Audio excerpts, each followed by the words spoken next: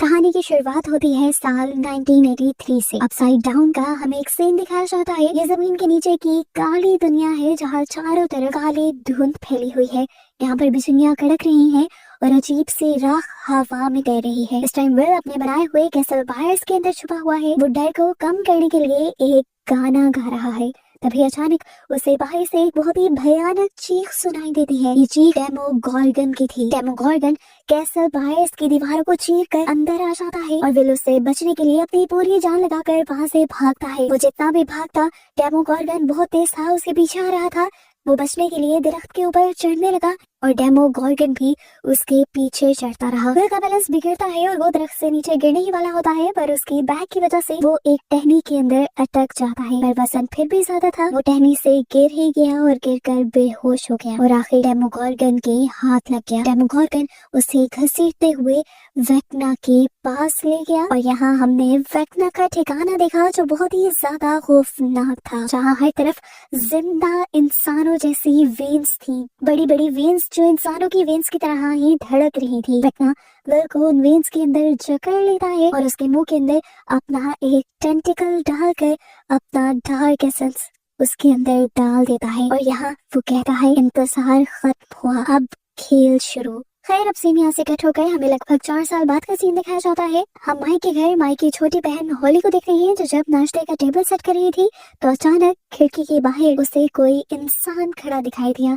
उसे जो इंसान दिखाई दे रहा था, हमें वो एक साया नजर आ रहा था। वो उसे देखकर हाय कहती है और अचानक ही घर में हलचल मचने लग जाती है। सब नाश्ते के लिए आ जाते हैं और वो इंसान वहाँ से गायब हो जाता है। पता चलता है कि विल और जॉयस की फैमिली भी अब यही रह रही है क्योंकि शहर के हालात बहुत ही ज्यादा खराब हैं और ये सब लोग इस चीज को लेकर परेशान भी हैं कि पता नहीं ये शहर का क्या बनेगा। यहाँ पर माइक, डस्टिन, लूकस स्कूल जाने के लिए निकलते हैं और हमें हॉकिंस शहर का एक सीन दिखाया जाता है जो अब किसी किले की तरह बन चुका है। हर तरफ मिलिट्री की जीप्स हैं और वेपन्स लिए फौजी चारों तरफ से इस शहर की प्रोटेक्शन कर रहे हैं। जमीन में अब वो बड़ी सी जो दरार आई थी उसे मिट्टी से भर दिया गया है और उसके ऊपर बड़े बड़े मेटल प्लेट्स लगा दिए गए हैं। बज़ाहिर तो वहाँ कोई खतरा नहीं नजर आता, बच्चे तो वहाँ खेलने भी चले जाते हैं, लेकिन जैसे ही उन बच्चों को सोल्जर्स देखते हैं तो उन्हें वो वहाँ से भेज देते हैं क्योंकि उनके मुताबिक खतरा अभी भी वहाँ पर मंडरा रहा है। हम देखते हैं कि इस टाइम सब लोग रेडियो सुन रहे थे। रेडियो पर बताया जा रहा था कि शहर के लोग तेजी से बीमार हो रहे हैं और शहर को क्वारंटीन जोन बना दिया जाएगा। ये रेडियो शो रॉबिन होस्ट कर रही थी और उसके साथ यहाँ पर स्टीव भी काम करता था। अचानक ही रेडियो खराब हो जाता है और इन लोगों को परेशानी हो जाती है। यहाँ स्कूल में भी माहौल काफी ज्यादा टेंस है क्योंकि डस्टिन अभी भी अपनी हेलफायर क्लब की टी-शर्ट पहनता है। माइक उसे समझाता है कि डस्टिन ऐसा मत करो, लेकिन डस्टिन की जिद है कि वो कभी भी रूल्स नहीं मानेगा और अपने मरे हुए दोस्तों का साथ कभी नहीं छोड़ेगा। उसकी इस जिद को देखकर विल यहाँ पर खामोश हो जाता है, लेकिन यहाँ हम विल की आंखों में एक अजीब सा डर महसूस करते हैं। ये लोग बातें करते हुए कॉरिडोर से गुजरते हैं और स्कूल की दीवार पर हम 11 के मिसिंग पोस्टर्स देखते हैं। 11 को पुलिस और मिलिट्री भी पकड़ना चाहती थी क्योंकि ये लोग 11 को अपना प्रोटेक्टर नहीं समझते थे, बल्कि इन लोगों को लगता था कि 11 ही इस सारी तबाही की जिम्मेदार है और अपसाइड डाउन के पोर्टल्स भी 11 की वजह से ही खुले हैं और वही इंसानों के लिए खतरा है। फाइनली अब यहाँ पर हमें 11 को दिखाया जाता है जिसकी पावर्स अचानक से पिछले सीजन में चली गई थी और अब वो जान तोड़ कोशिश कर रही है कि उसकी पावर्स उसे वापस मिल जाएं। वो जंगल में एक अजीब सी झोंपड़ी में रहती है, काफी मुश्किल जिंदगी गुजार रही है और उसका पूरा फोकस है अपनी ट्रेनिंग पर और अपनी पावर्स को दोबारा पाने पर। वो दिन रात प्रैक्टिस करती है अपने दिमाग से चीजों को कंट्रोल करने की, यानी टेलीकाइनेसिस की, और जब जब वो अपने दिमाग से चीजों को कंट्रोल करती है तब तक उसके नाक से खून निकलता है। उसकी पावर्स पहले की तरह ज्यादा अच्छे से वर्क नहीं कर रही, इसीलिए वो बहुत ही ज्यादा गुस्से में रहती है। यहाँ पर हॉपर और जॉयस उसके साथ रहते हैं और उसकी ट्रेनिंग में मदद भी करते हैं।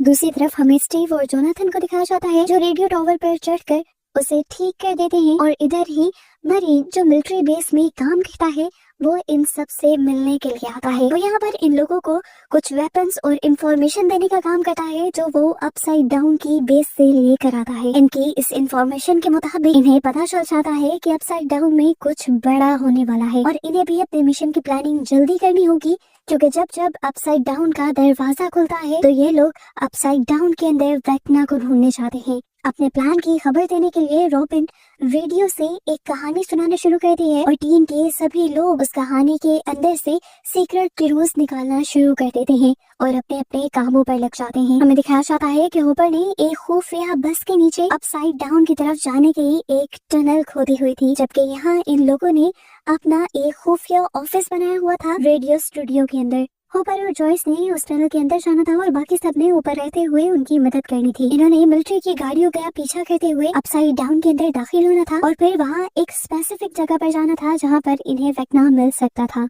अगर वेक्ना इन लोग को मिल जाता तो इनका प्लान कामयाब हो जाता, लेकिन बहुत से लोगों को लगता था कि वेक्ना इन्हें नहीं मिलने वाला, क्योंकि वेक्ना को ढूंढने के लिए ये पहले भी कई मर्तबा वहाँ जा चुके हैं, पर वेक्ना इन्हें नहीं मिलता। कुछ लोगों को तो ये भी लगता है कि वेक्ना मर चुका है, लेकिन तब जोनाथन इन लोगों को याद करवाता है कि वेक्ना ने अभी कुछ अर्सा पहले ही नैन्सी को उसकी माइंड के जरिए सिग्नल देकर ये बताया था कि वो अभी जिंदा है और वो इस शहर को तबाह भी करना चाहता है। नैन्सी कहती है कि मैं बहुत ज्यादा डरी हुई हूँ और मैं वेक्ना को ढूंढने का कोई भी मौका हाथ से नहीं जाने दूंगी।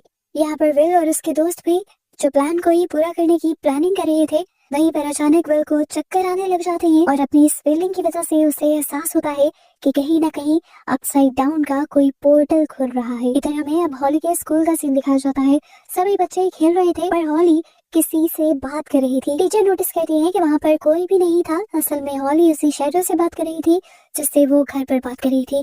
इसी वजह से टीचर हॉली की मॉम को स्कूल में बुला लेती है। यहाँ माइक भी हॉली को लेने के लिए जब स्कूल आता है तो वो भी देखता है कि हॉली की मॉम मीटिंग में है और वो हॉली से प्रॉब्लम पूछता है। माइक के पूछने पर हॉली बता देती है कि टीचर को लगता है कि मैं किसी ऐसी चीज से बात कर रही थी जो वहाँ पर नहीं थी, लेकिन मैं जानती हूँ मेरा वो दोस्त वहाँ पर था और वो मेरी मदद करता है। जब जब मुझे डर लगता है तब वो मेरे पास आकर मेरी मदद करता है।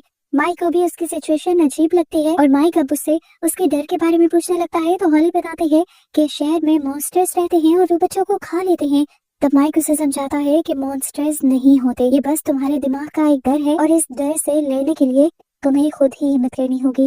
वो उसे एक कार्टून कैरेक्टर देता है और कहता है कि तुम अपने आप को इस जैसा सोचा करो, इस तरह तुम्हें अपने डर से लड़ने के लिए मदद मिलेगी। सीन कट होकर हमें सार्जेंट रेमिरेज को दिखाया जाता है जो एक लैब के अंदर पहुंचते हैं। यहाँ पर अपसाइड डाउन के क्रिएचर्स पर एक्सपेरिमेंट हो रहे थे, रिसर्च हो रही थी। साइंटिस्ट चाहती थी कि ये लोग 11 को पकड़ कर लेकर आए, लेकिन अभी तक कोई भी 11 को पकड़ने में कामयाब नहीं हुआ था। ये सुनकर साइंटिस्ट गुस्से में आ जाते हैं और दोबारा ऑर्डर देते हैं कि जो भी करो हमें वो लड़की हर हाल में चाहिए, क्योंकि यहाँ पर मासूम लोग मर रहे हैं। इस टाइम यहाँ पर सार्जेंट एक अजीब सी क्रिएचर से डर जाते हैं जो कि एक कंटेनर में बंद था। साइंटिस्ट उसे टॉन्ट करते हुए कहते हैं, अरे डरो नहीं, काटेगा नहीं तुम्हें, हाँ ज्यादा हुआ तो तुम्हारा गला घोट कर तुम्हें मार सकता है। फिर सार्जेंट अब यहाँ से बाहर निकल जाते हैं और हमें जूम आउट कर दिखाया जाता है कि ये फैसिलिटी दुनिया में नहीं बल्कि अपसाइड डाउन के अंदर बनाई गई थी। दुनिया में दिखाया जाता है कि हॉपर और जॉयस दोनों ही अपसाइड डाउन के अंदर जाने के लिए तैयार हो रहे थे। 11 भी अपसाइड डाउन में जाना चाहती थी पर हॉपर उसे मना कर रहा था, जिसकी वजह से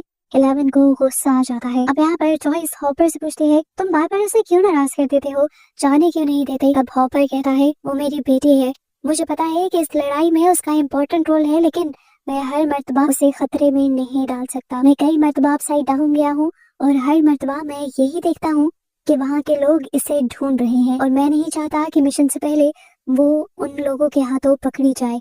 फाइनली ये सारे लोग अब आकर रेडियो स्टेशन पर मिल जाते हैं और यहाँ पर हम देखते हैं कि 11 भी थी।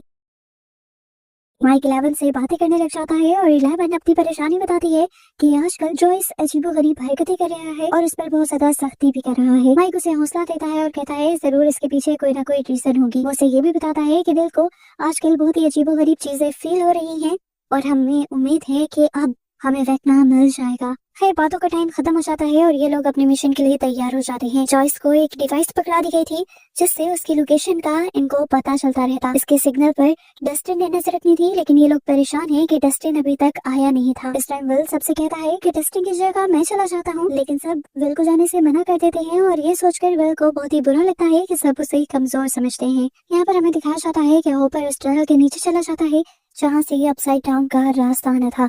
ऊपर से ये लोग उसके ऊपर नजर रख रहे थे। यहाँ पर दो सोल्जर आग बरसाते हैं और अपसाइड डाउन का पोर्टल खोलते हैं। दो मिलिट्री की गाड़ियां अपसाइड डाउन के जैसे ही अंदर जाने लगते हैं तो हॉपर भी उन गाड़ियों के ऊपर चढ़कर अपसाइड डाउन के अंदर चला जाता है। ये लोग उन गाड़ियों को भी ट्रैक कर रहे थे जिसके पास जॉयस था। अचानक से ये सारी गाड़ियां रुक जाती हैं और एक दूसरे से टकरा जाती हैं। जॉयस इस चीज की खबर ऊपर देता है और ये लोग परेशान हो जाते हैं कि आखिर ऐसा क्या हुआ होगा। ऊपर से विल को एक विजन आता है। वो देखता है कि डेमोगोर्गन आकर इन सारे सोल्जर्स पर हमला कर रहा है और वो ये भी देखता है कि जिस ट्रक पर जॉयस चढ़ा हुआ था डेमोगोर्गन उस ट्रक के ड्राइवर को भी मार चुका है और ये देखते देखते विल बेहोश हो जाता है। यहाँ अपसाइड डाउन के अंदर दिखाया जाता है कि विल ने जो कुछ देखा था वो सच में हो रहा था। यहाँ से सारे सोल्जर्स गायब हो चुके थे और नीचे से हॉपर भी ऊपर लोगों से और जॉयस से कांटेक्ट करने की कोशिश कर रहा था लेकिन उसका कांटेक्ट नहीं हो पा रहा था। यहाँ पर विल को जब होश आता है तो वो बहुत ही ज्यादा डरा हुआ था। वो नैन्सी से कहता है कि डेमोगोर्गन हमारी फैमिली को लेने के लिए आ रहा है। ये सुनकर नैन्सी डर जाती है और फौरन अपने घर की तरफ भागती है। इससे पहले कि वो घर पहुंच पाती यहाँ पर हम घर पर देखते हैं कि हॉली के कमरे में उसके सारे खिलौने बजने लग जाते हैं और एकदम से यहाँ पर एक पोर्टल खुलता है। कमरा लाल रोशनी में बदल जाता है और एकदम से भयानक डेमोगोर्गन उसी पोर्टल के असर की हॉली के कमरे में आ जाता है। हॉली उसे देखकर बहुत ही ज्यादा डर जाती है। एक मर्तबा डेमोगोर्गन उसे उठाकर साइड पे फेंक देता है और हॉली फौरन से अपनी जान बचाते हुए अपनी मॉम के पास जाती है और उसे बताती है कि उसके रूम में एक मॉन्स्टर है। अब क्योंकि पहले ही हॉली उटपटांग चीजें देख रही थी जो किसी और को नजर नहीं आ रही तो उसकी मॉम को इसीलिए उसकी बात पर यकीन नहीं होता। वो अपनी बेटी को रिलैक्स करते हुए उसे गले लगा लेती है और तभी वो उसके सर पर खून नोटिस करती है और उसे एहसास होता है कि शायद उसकी बेटी सच बोल रही है। उसी सेकंड यहाँ की लाइट्स फ्लिकर करने लग जाती हैं और एकदम से डेमोगोर्गन दरवाजा तोड़ते हुए बाथरूम के अंदर आ जाता है। लेकिन अब बाथरूम में तो कोई था ही नहीं। नीचे से हॉली के डैड भी अपने घर में होने वाली अजीब चीजों को नोटिस कर चुके थे। वो भी घर के अंदर चेक करने के लिए आ जाता है और डेमोगोर्गन उसकी आवाज सुनते हुए बाहर चला जाता है। यहाँ हमें दिखाया जाता है कि हॉली और उसकी मॉम पानी के अंदर छुपे हुए थे और फोम की वजह से वो डेमोगोर्गन को नजर नहीं आए थे। यहाँ दिखाया जाता है कि नैन्सी भी जल्दी से 11 को लेकर अपने घर पहुँचती और वहाँ जाकर ये लोग देखते हैं कि नैन्सी की मॉम जख्मी थी। नैन्सी के तो होश ही उड़ जाते हैं। हमें दिखाया जाता है कि नैन्सी की मॉम ने अपनी बेटी को बचाने के लिए यहाँ पर एक बोतल तोड़ी थी और उससे डेमोगोर्गन पर हमला किया था, जबकि डेमोगोर्गन ने उससे पहले उसके हस्बैंड को मारकर गिरा दिया था। अब जब ये लोग पहुंचे थे तो नैन्सी की मॉम जख्मी थी क्योंकि डेमोगोर्गन ने ही उसके ऊपर हमला किया था और यहाँ से अपसाइड डाउन का पोर्टल बंद हो रहा था और पोर्टल के अंदर से हॉली की आवाजें आ रही थी, यानी डेमोगोर्गन हॉली को लेकर यहाँ से जा चुका था। पोर्टल का दरवाजा बंद होने से पहले ही 11 उस पोर्टल के अंदर चली जाती है। वो पोर्टल बंद हो जाता है और यहाँ से उन दोनों जख्मी लोगों को हॉस्पिटल लेकर जाया जाता है। हॉस्पिटल में ये सब लोग बहुत ज्यादा परेशान थे। नैन्सी रिग्रेट कर रही थी कि क्यों उसने अपने मॉम डैड को बचाने के लिए उन्हें शहर से बाहर नहीं भेजा। नैन्सी कहती है मुझे वेक्ना ने दिखाया था कि उसने सब लोगों को मार दिया है और यहाँ पर उसका दोस्त उसकी बात काट कर कहता है हाँ यही वेक्ना बहुत बेरहम है, उसे तो सबको मार देना चाहिए था, लेकिन देखो उसने हॉली को अपने पास बुला लिया डेमोगोर्गन के जरिए और तुम्हारे मॉम डैड को भी जिंदा छोड़ दिया, यानी वो कुछ बड़ा सोच रहा है। ये लोग कंफ्यूज हो जाते हैं और उस लड़के से पूछते हैं तुम कहना क्या चाहते हो। वो कहता है मुझे नहीं पता, लेकिन मुझे इतना पता है कि आज वही तारीख है जब विल को भी यहाँ से वेक्ना लेकर गया था और अब वो हॉली को लेकर गया है। उसने एक विल के जरिए पता नहीं कितने काम कर लिए थे और अब वो हॉली के जरिए बहुत बड़ी भी तबाही लेकर आ सकता है। लेकिन अभी इन लोगों को डर थोड़ा कम लग रहा है क्योंकि 11 हॉली के पीछे चली गई थी और इन्हें यकीन था कि 11 हॉली को बचा लेगी। यहाँ पर हमें दिखाया जाता है कि सार्जेंट अब नैन्सी के घर आ जाते हैं, यहाँ की सारी चीजों की पूछताछ करने लगते हैं और दोबारा अपने लोगों को 11 के बारे में पता करने को कहते हैं क्योंकि उन्हें आज भी लगता है कि ये सब काम 11 का किया हुआ है और 11 एक मॉन्स्टर है। अपसाइड डाउन के अंदर हमें दिखाया जाता है कि 11 अब हॉली को ढूंढ रही थी। वो जोर जोर से चिल्ला रही थी और एकदम से वो किसी से टकरा जाती है और देखने को मिलता है कि वो तो हॉपर था। यहाँ पर वो हॉपर को बताती है कि किस तरह डेमोगोर्गन ने नैन्सी के घर पर हमला कर दिया था और वो हॉली को लेकर यहाँ आ चुका है और अब उन्हें हॉली को ढूंढना है।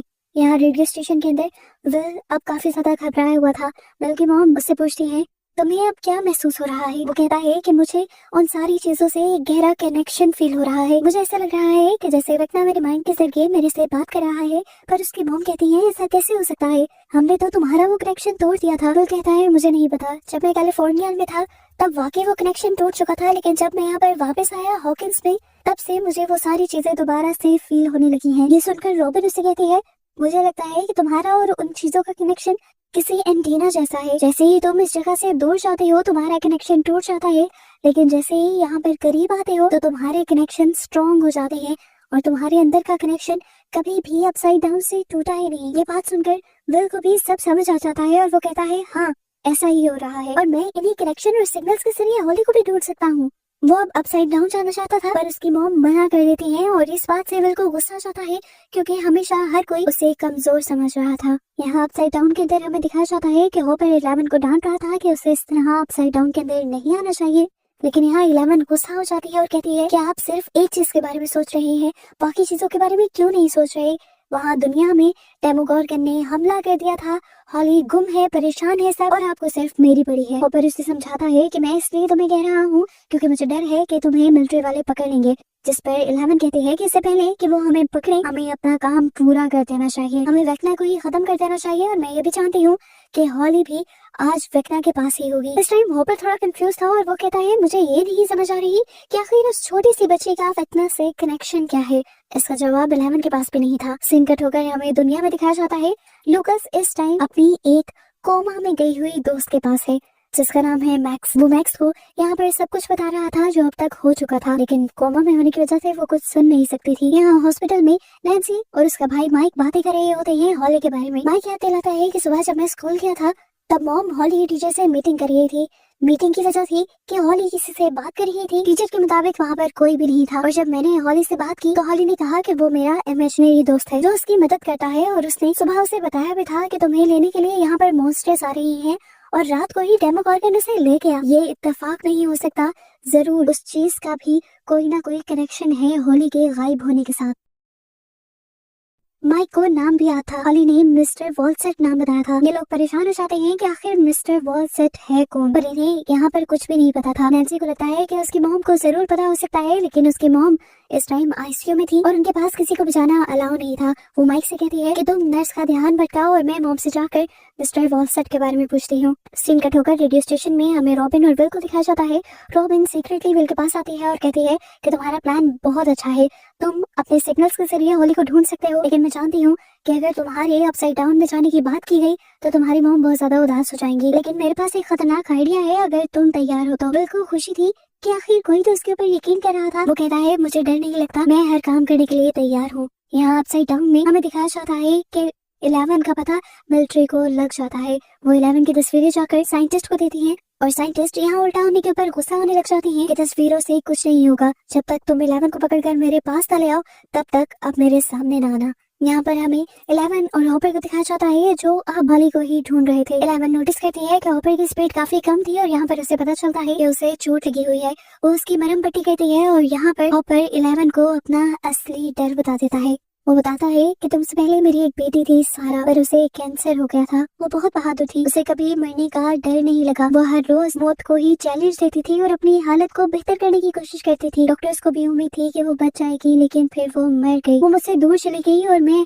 अब डरा हुआ हूँ, अब उसकी तरह तुम्हें खोना नहीं चाहता। ये दोनों इमोशनल होने ही वाले थे, लेकिन यहाँ पर इन्हें डेमोगोर्गन की चिल्लाने की आवाज आ गई और ये लोग उस आवाज की तरफ बढ़ गए। यहाँ अब हमें जंगल का सीन दिखाया जाता है। जंगल में विल और रॉबिन दोनों भाग रहे हैं। वो उस जगह जाने की कोशिश कर रहे हैं जहाँ पर सुबह में विल को कुछ सिग्नल्स मिले थे। उन्हें लगता है कि जमीन में जहाँ ऊपर की तरफ विल को ज्यादा तेज सिग्नल्स मिलेंगे, वहीं पर नीचे अपसाइड डाउन के अंदर वेक्ना और हॉली होंगे। वो जंगल में एक खास जगह पर पहुँचते हैं जहाँ पर एक खास गोल पैटर्न के अंदर स्टोन्स रखे हुए थे। विल को फौरन से याद आता है कि दोपहर में जब उसे वो अजीबोगरीब हेलुसिनेशंस हो रहे थे तो उसमें उसे बच्चों के हंसने की आवाज आ रही थी। अब ये लोग फौरन स्कूल की तरफ चले जाते हैं और यहाँ पर वो देखते हैं वही झूला जिस पर सुबह हॉली एंजॉय कर रही थी। यहाँ पर उसने एक आदमी को देखा था जिसने लॉन्ग कोट पहना हुआ था, वेस्ट कोट पहनी हुई थी और उसके पास एक स्टॉप वॉच थी। यही हुलिया दूसरी तरफ हॉस्पिटल में नैन्सी की मॉम भी उसे बता रही थी क्योंकि हॉली ने ऐसा ही हुलिया उन्हें बताया था। हॉली की मॉम उस आदमी का नाम हेनरी बताती है और यहाँ दूसरी तरफ रॉबिन विल से पूछती है कि तुम्हें ये सब चीजें कैसे पता। तो विल को एहसास होता है कि उसने जो कुछ भी देखा था वो उसने वेक्ना के विक्टिम की आंखों से देखा था, यानी जो कुछ हॉली जो कि इस टाइम वेक्ना का शिकार बनी हुई है, वो देख रही थी। उसी चीज के वियंस विल को भी आ रहे थे। दूसरी तरफ हमें अपसाइड डाउन का सीन दिखाया जाता है। यहाँ पर 11 उसी अजीब सी वेन्स वाली जगह पे पहुंच जाती है, जिसे हमने इस सीजन के बिल्कुल स्टार्ट में भी देखा हुआ है। यहाँ पर उसे हॉली का एक जूता मिल जाता है और 11 समझ जाती है कि जरूर इस दीवार के दूसरी तरफ ही हॉली होगी,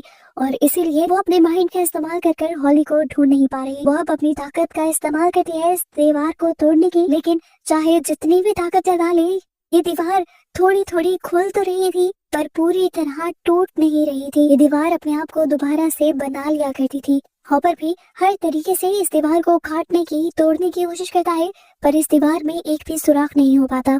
अब यहाँ पर 11 की बैटरी लो हो चुकी थी, यानी उसे भूख लग चुकी थी, और यहाँ पर ये लोग खाना भी काफी कम लाए हुए थे। हॉपर उसे कहता है कि इस टाइम तुम्हारा खाना खाना बेहतर नहीं लगता, क्योंकि अगर तुमने खाना खाकर इसी दीवार पर काम किया तो तुम्हारी दोबारा से बैटरी लो हो जाएगी और फिर हमारे पास खाने के लिए कुछ भी नहीं बचेगा। और उस पर भी बुरा ये होगा कि अगर हॉली यहाँ हुई ही ना तो उसके मिलने के चांसेस भी और कम हो जाएंगे। यही अपसाइड डाउन में मिलिट्री भी 11 को ढूंढना चाहती थी, और वो एक ऐसे फ्रीक्वेंसी पूरे अपसाइड डाउन के अंदर छोड़ते हैं जो 11 के दिमाग को सुन कर देती है। यहाँ पर हमें दिखाया जाता है कि बिल की मॉम पूरी रात से बिल को ढूंढ रही थी, जो इस टाइम जंगल में और जंगल के बाद हॉली के स्कूल गया था। वो और रॉबिन अब सुबह के वक्त शहर की तरफ वापस आ रहे थे। तभी बिल को उसकी मॉम देख लेती है और उसे फौरन गाड़ी में बैठने को कहती है। वो रॉबिन को भी डांटती है क्योंकि वो उसकी बेटी की जिंदगी खतरे में डाल रही थी, ऐसा उन्हें लगता था। यहाँ पर बिल अपनी मॉम को ही डांटता है और कहता है, आप क्यों मुझे इस तरह कमजोर समझती हैं? आपको पता भी है मेरे साथ क्या हुआ है। मैं वेक्ना के हाई पॉइंट से जुड़ गया था और उसके विक्टिम्स की आंखों से बहुत सारे वियंस देखे हैं मैंने, और इस तरह मुझे पता चला है कि सिर्फ हॉली ही नहीं, वो इस मर्तबा बहुत से और बच्चों को भी अपना विक्टिम बनाएगा। आप देखिए, उसने एक मेरी ताकत से कितना कुछ बदल दिया था, और अब अगर उसके पास इतने सारे बच्चे होंगे तो वो पता नहीं क्या तबाही लेकर आएगा। हमें दोबारा स्कूल का सीन दिखाया जाता है और हम स्कूल में एक नए बच्चे डायरेक्ट को देखते हैं, जो कि हॉली का ही क्लास फेलो है, और अब उसे ही इमेजिनरी कैरेक्टर हेनरी दिखाई देने लगा है, जो पहले हॉली को दिखाई देता था, और अब वो उस बच्चे के अलावा किसी को नजर नहीं आ रहा। यहाँ अपसाइड डाउन के अंदर हमें हॉली को दिखाया जाता है, जो इस टाइम हेनरी के ही साथ है, और हेनरी उसे एक घर में लेकर बैठा हुआ है। न जाने ये इमेजिनरी दुनिया है या क्या है। हॉली इस टाइम अपने मॉम डैड के लिए परेशान है, लेकिन ये आदमी उससे कहता है कि तुम परेशान मत हो, तुम्हारे मॉम डैड दुनिया में बिल्कुल ठीक है। यहाँ पर ये हेनरी नाम का आदमी हॉली को बताता है कि तुम डरो मत, मैं तुम्हारे क्लास फेलो डेरेक को भी यहाँ पर लाने वाला हूँ। पर हॉली कहती है, वो बच्चा तो मुझे बिल्कुल पसंद नहीं, वो मुझे परेशान करता है। जिस पर हेनरी उससे कहता है कि डरने की जरूरत नहीं, अगर तुम्हें उसने तंग किया तो मैं उसे मॉन्स्टर्स के पास भेज दूंगा। अब हेनरी यहाँ से जाने लगता है और हॉली को बताता है कि मैं पूरा दिन घर नहीं आऊंगा, ये पूरा घर आज तुम्हारा है और तुम्हें किसी भी हाल में इस घर से निकलकर जंगल में नहीं जाना, क्योंकि वहाँ पर मॉन्स्टर्स होते हैं। यहाँ पर हॉली मेल बॉक्स खोलती है तो उसे उसके अंदर से एक बारबी डॉल मिलती है, जिसे देखकर वो बहुत ज्यादा खुश हो जाती है। और इस टाइम हम देखते हैं कि कोई जंगल के अंदर से हॉली पर नजर रख रहा था, और ऐसा हॉली को महसूस भी हो जाता है। हम देखते हैं कि यहाँ पर सोल्जर्स उसी जगह पर आ जाते हैं जहाँ पर 11 और हॉपर थे। हॉपर ने इस टाइम 11 को छुपा दिया था, लेकिन 11 बहुत ही ज्यादा कमजोर हो चुकी थी मिलिट्री के उस डिवाइस की वजह से। यहाँ पर मिलिट्री के लोगों को वो चाकू भी मिल जाता है, जिसकी मदद से हॉपर उस दीवार को तोड़ने की कोशिश कर रहा था। उन्हें समझ आ जाती है कि जरूर 11 और उसका साथी यही कहीं है, और वो लोग दोबारा अपनी तलाश शुरू कर देते हैं। 11 को ढूंढने के लिए ये लोग दोबारा अपनी मशीन चला देते हैं।